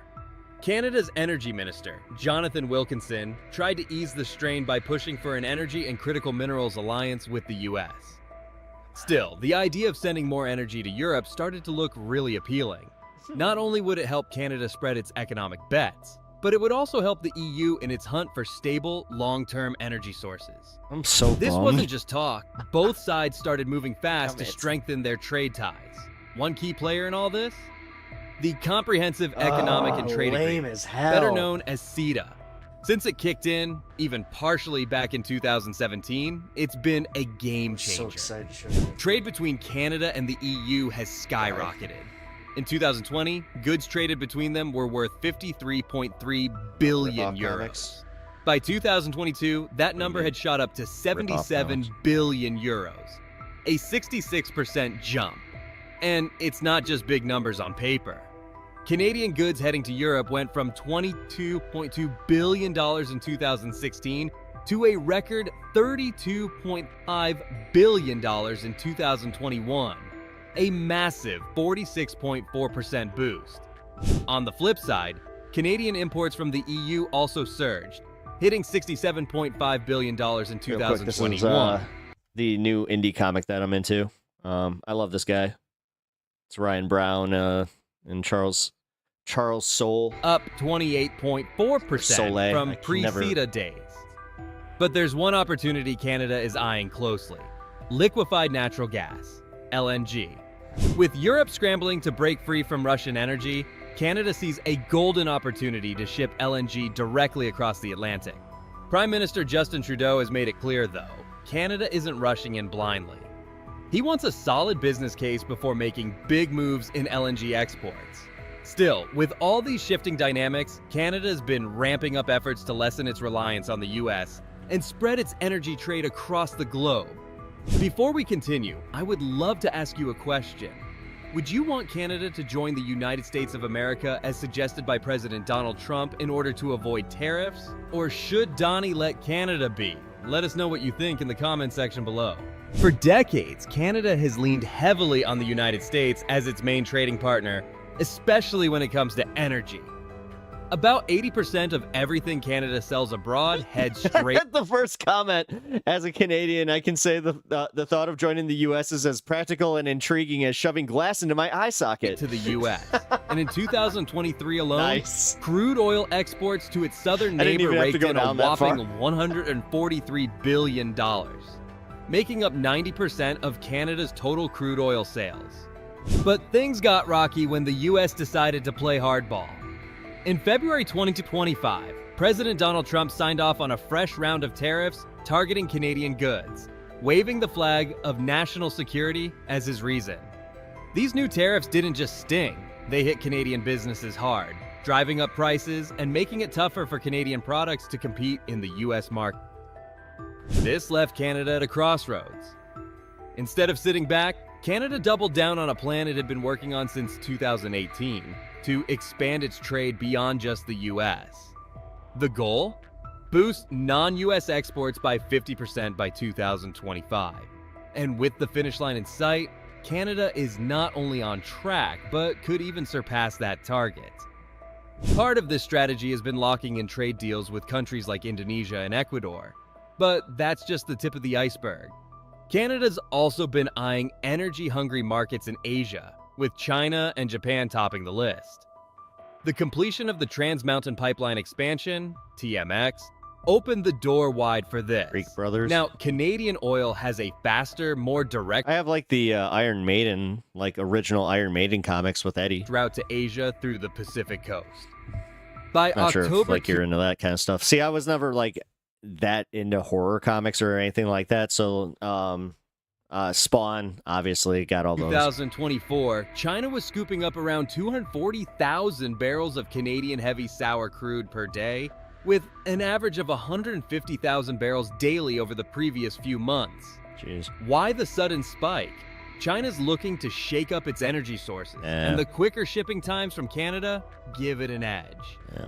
Japan, on the other hand, I've been saying this, like it's as simplistic as if we're not there, China's going to pick up the pace, like, or they're going to pick up the pieces and go, "We're here for you." to a crucial energy This Canadian bacon doesn't look the same as the American bacon we used to partner get. for Canada. Experts Trump has been both blackmailed and paid off to fumble this presidency harder than if he was just doing it for predict funsies. that Japan's thirst for liquefied natural gas, LNG, could jump by over 10%, hitting about 74 million metric tons by 2040, especially if renewable energy projects slow down. Sensing this opportunity, Canadian officials have been deep in talks with Japanese leaders about future LNG deals. Alberta's Minister of Environment and Protected Areas, Rebecca Schultz, has been especially vocal about finding new There's something a little pretentious about making the whole thing just be like cursive. export markets. I don't know why, but Highlighting does anybody Japan else is a feel that major way? focus, Alberta. especially with the looming threat That's actually like Alberta of more U.S. tariffs. Meanwhile, Canada's got big dreams of becoming a major player in the LNG game. One standout project is the Energy Saguenay Initiative in Quebec, first floated in 2014. With a price tag of $7.2 billion, the plan was to build a massive LNG facility at Port Saguenay that could export 11 million tons of liquefied natural gas every year. What made this project unique? It was designed to run on hydroelectric power, making it one of the first large-scale LNG plants with a smaller carbon footprint.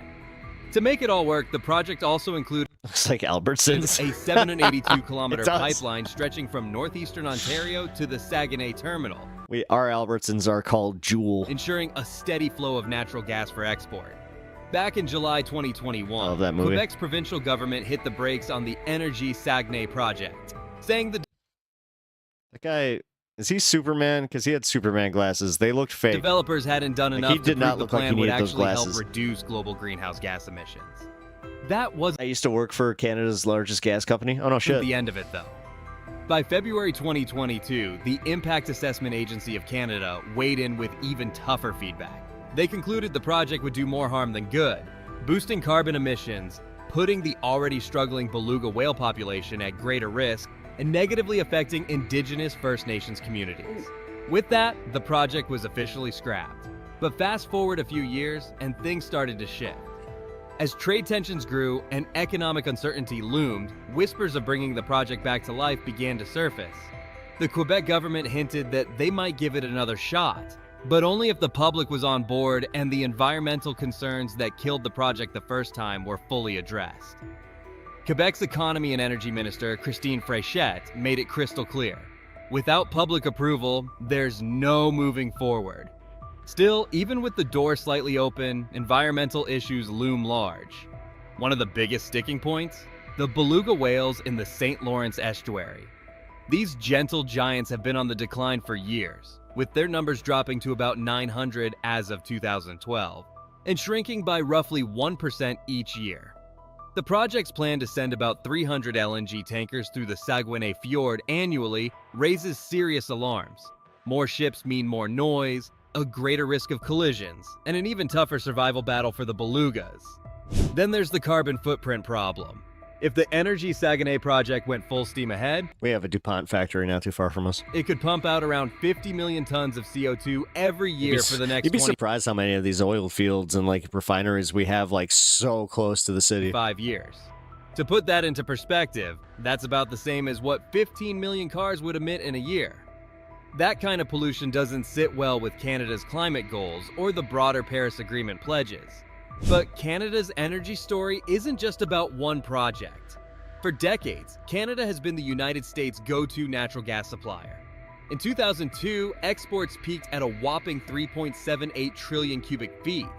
Even in 2022, Canada was still sending about 2.99 trillion cubic feet of natural gas south of the border, making up 99% of America's natural gas imports. Jesus. Lately, though, Canada's been rethinking this cozy energy relationship. Yeah. With geopolitical... I mean, this one, I think Trump was even like, he probably got the memo on that where he just, I mean, he probably found out the same way I did, like, huh? And he was like, wait a minute, what number was that? Political tensions on the rise and uncertainty swirling. Canada's been pushing to diversify where its energy goes. Oopsie doopsie. Instead of sending nearly everything to the U.S., it's now eyeing markets in Europe and Asia. One major step in that direction is the LNG Canada project in Kitimat, British Columbia.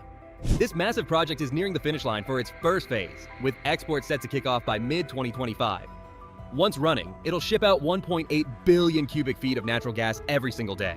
And if everything goes as planned, a second phase could double that amount, boosting capacity to 3.6 billion cubic feet daily. Shifting natural gas exports away from the U.S. isn't just a win for Canada's diversification goals. It could also shake up the U.S. energy market in some unexpected ways. If Canada starts sending less of its natural gas to the U.S., it could spell trouble for American energy markets. Think of it like this. If your local grocery store suddenly stopped selling milk, prices would skyrocket, and finding milk elsewhere would get a lot trickier.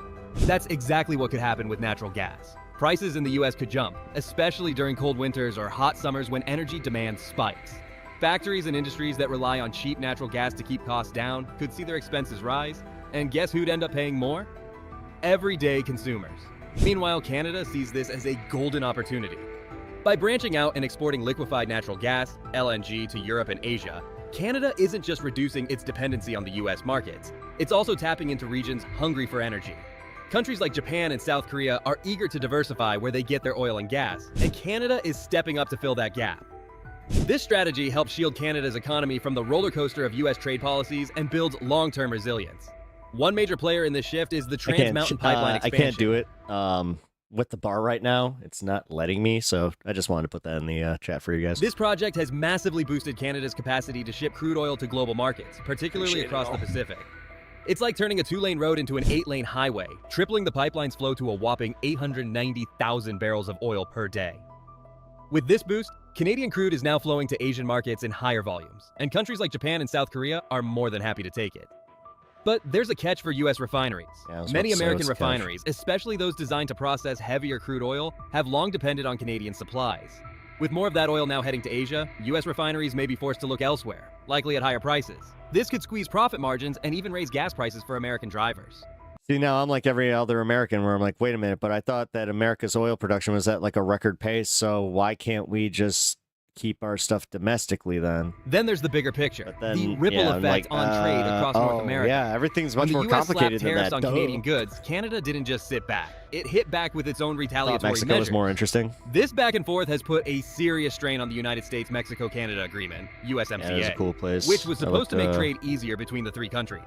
Industries like or automotive it's a cool place I manufacturing, overlooked where my parts entire cross life. borders multiple times before a car hits the They're both showroom cool. floor, are especially vulnerable.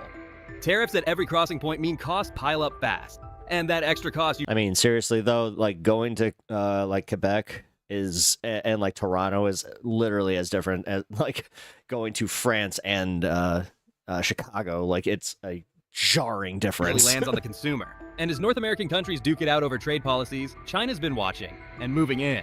Seizing the opportunity, China has tightened its grip on critical minerals like gallium and germanium, which are essential for everything from smartphones to fighter jets. By restricting exports of these materials to the US, China is flexing its muscles, hoping to gain leverage in its own trade battles.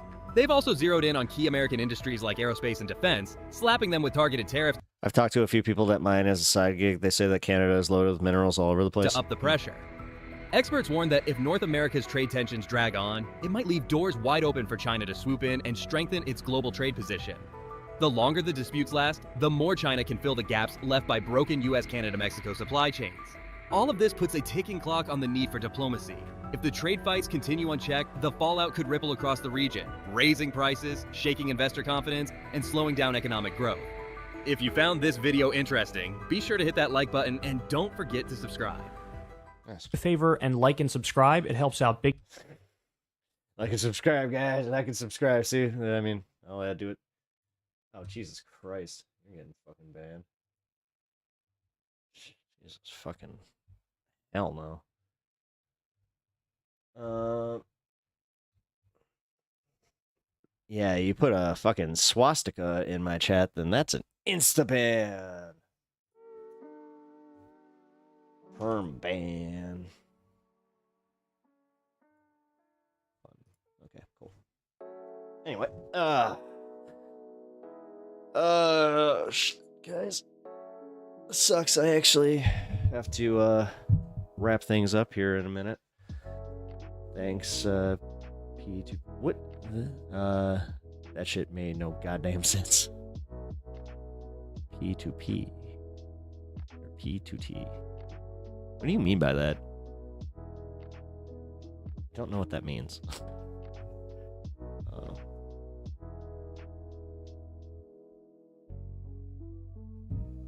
For some reason, I feel like every time I see you type that, I'm like, Persona? I hope I can visit Canada sometime. I also want to see many things in the US, but I don't want to get shot. That's not how it works. What? Wow. If you guys really do think that, then I have to kind of... I want to check you on that one. That's not how it really... No. I know we have a lot of shootings, but that's like... The actual odds of you getting shot, especially just on like a trip. Nah. You also just have to do your research, like know where you're going. Like, don't wander too far out of like your little touristy areas. That is always like a general rule. So, but no, man, yeah, you ever visit Chicago? I can definitely help you with that. Chi-Town Deke can also help you with that. Smoke another bowl, bro. Yeah, you know what? I'll smoke one. I'll smoke one more with you guys, and then gonna wrap things up and thank everybody for the support. I always go through the chat and thank y'all. So just stick around here. Let's fire one off. Fire one off. Fire one up. Fire one off. Guys, I'll be right back. For me, the U.S. is like Afghanistan. It's not that fucking... Jesus. Man, you really do need to travel.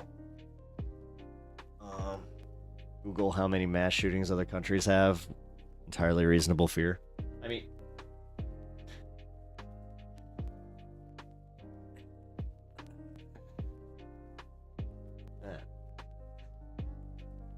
I don't know what else to say.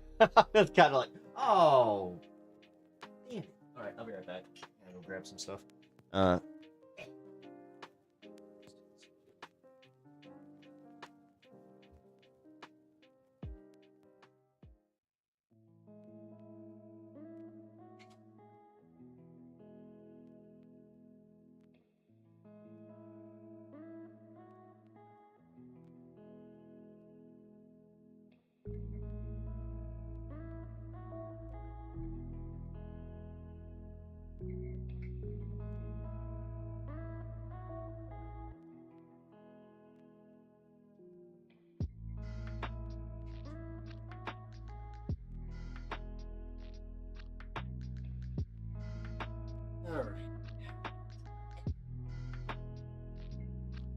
Nothing worse than going to, fire one up and you're just like, oh, that is empty. Depressing.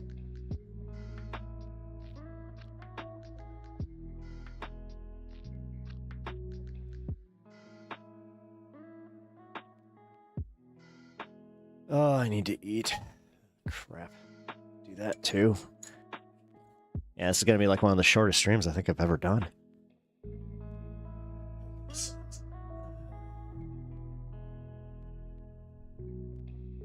Bro, like you have a higher chance of getting shot in the US than in Ukraine? Oh my god. Oh, that's kind of hyperbolic. No, I mean, wow, you guys literally make it sound like I go outside and I'm just like, I gotta get my vest. Like,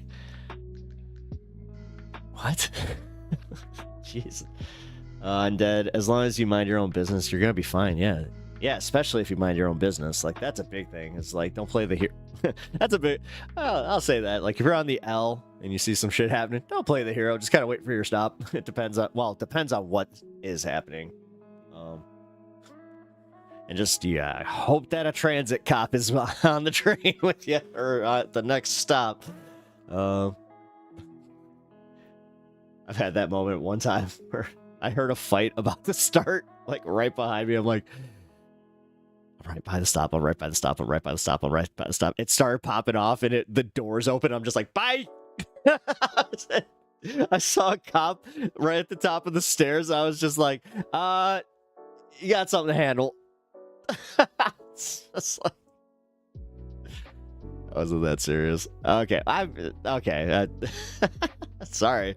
You're awesome, dude. Love the channel. Stay stoned. Oh, hell yeah, man. No, I appreciate that, brother. Probably people feel the same about getting eaten by lions in Africa. That's perfect. I kind of feel the... yeah, exactly. It's just like, guys, I can't go to sleep. The lions are gonna get me. The monkeys are gonna steal all my stuff. I did hear that's kind of a problem though in certain like places, like in Brazil too, like the jungle regions, like in jungle resorts. Apparently, there's like little gangs of monkeys that like come, they like coordinate. And they're just like, no, we're gonna go and like steal all this food. It's just like, holy shit. That's it, dude. You're getting fucking banned. I'm so sick. Shit, dude.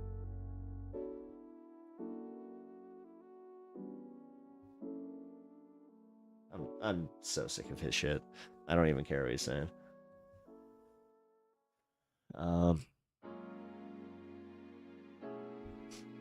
He caught me on a Saturday. Squishmallow, I'm not sure if you're there, but yeah, I'm not taking any shit today. It's been about 4 years since I was on the L. Transit cops are like, damn, why now? Yeah.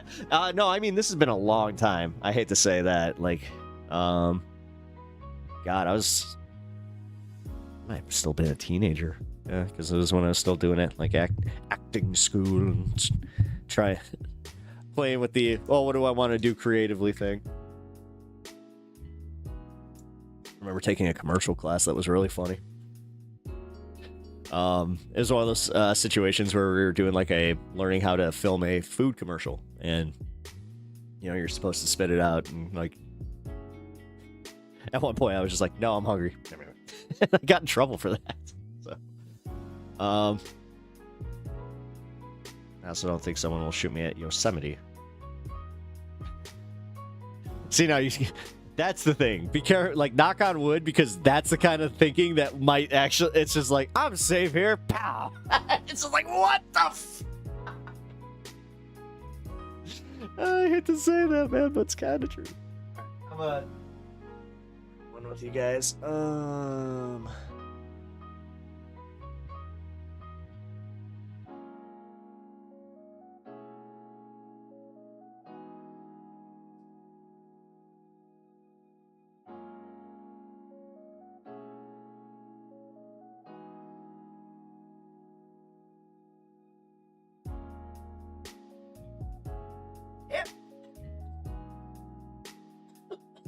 Stupid percolator.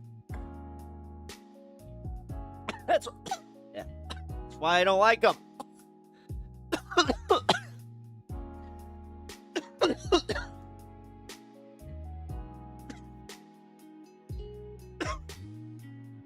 Gotta love the taste of bong water. Oh. Gotta eat, yeah. I gotta eat too. Actually, yeah, unfortunately, I gotta head off here, so I'm going to thank y'all. The parks are chill until Bigfoot comes around. Yeah. Also, just so you guys know, like, thank you for getting to the goal this week to get to the Saturday stream. Let me know if you guys like just want me to keep that like up when it happens and not even add to it. I don't know, man. Like I kind of felt weird about it. But no, either way, I really appreciate all the support, you guys. Over on Twitch, before I take off, if you haven't already followed, please do. I really appreciate it. Also, hop over to YouTube and subscribe if you haven't already. It really helps out my channel. And I'm trying to get to 2,000, so I want to make that push. We're slowly getting there, but I really appreciate it. See you Monday. Yes, you guys will see me Monday. Also, look out for some content. I'm going to be dropping tomorrow. I'm going to have a short for you guys. And, well, actually, there's going to be a few shorts for all you guys that are members here. So, also, thank you, Mitesh, for the gifted memberships. I really appreciate that. Everybody, if you got a gifted membership today, you can thank Mitesh. All right, guys. I'm going to put the screen up, play the outro, and I will see you all Monday, okay? I appreciate y'all. Oh, shit. It might help if I actually had the screen. Ha. Give me 1 second. That would have been a great, time to end everything. But peace out. Peace. Allie, Mike, Undead, Bloodstone, all y'all. Pun Pun Pa, Chicago. Dake, Simply Steve, Inverted Mystic, Alice Stark, thank you for checking out the channel today. And Oro, good to see you. Squishmallow, I also appreciate you always holding it down. Little Miss Alice, Mike James, Undead Banana, Bloodstone by Stars, Duke of Bread, Rome Dog, Distracting, Starman. I feel like I'm missing somebody here. Tree. And Unimoogle. I will be upstairs in a minute. So, all right, guys. I appreciate y'all. Stick around for the outro. If you haven't already heard Kirk's awesome intro outro for me, it's awesome. So I will see you guys on Monday.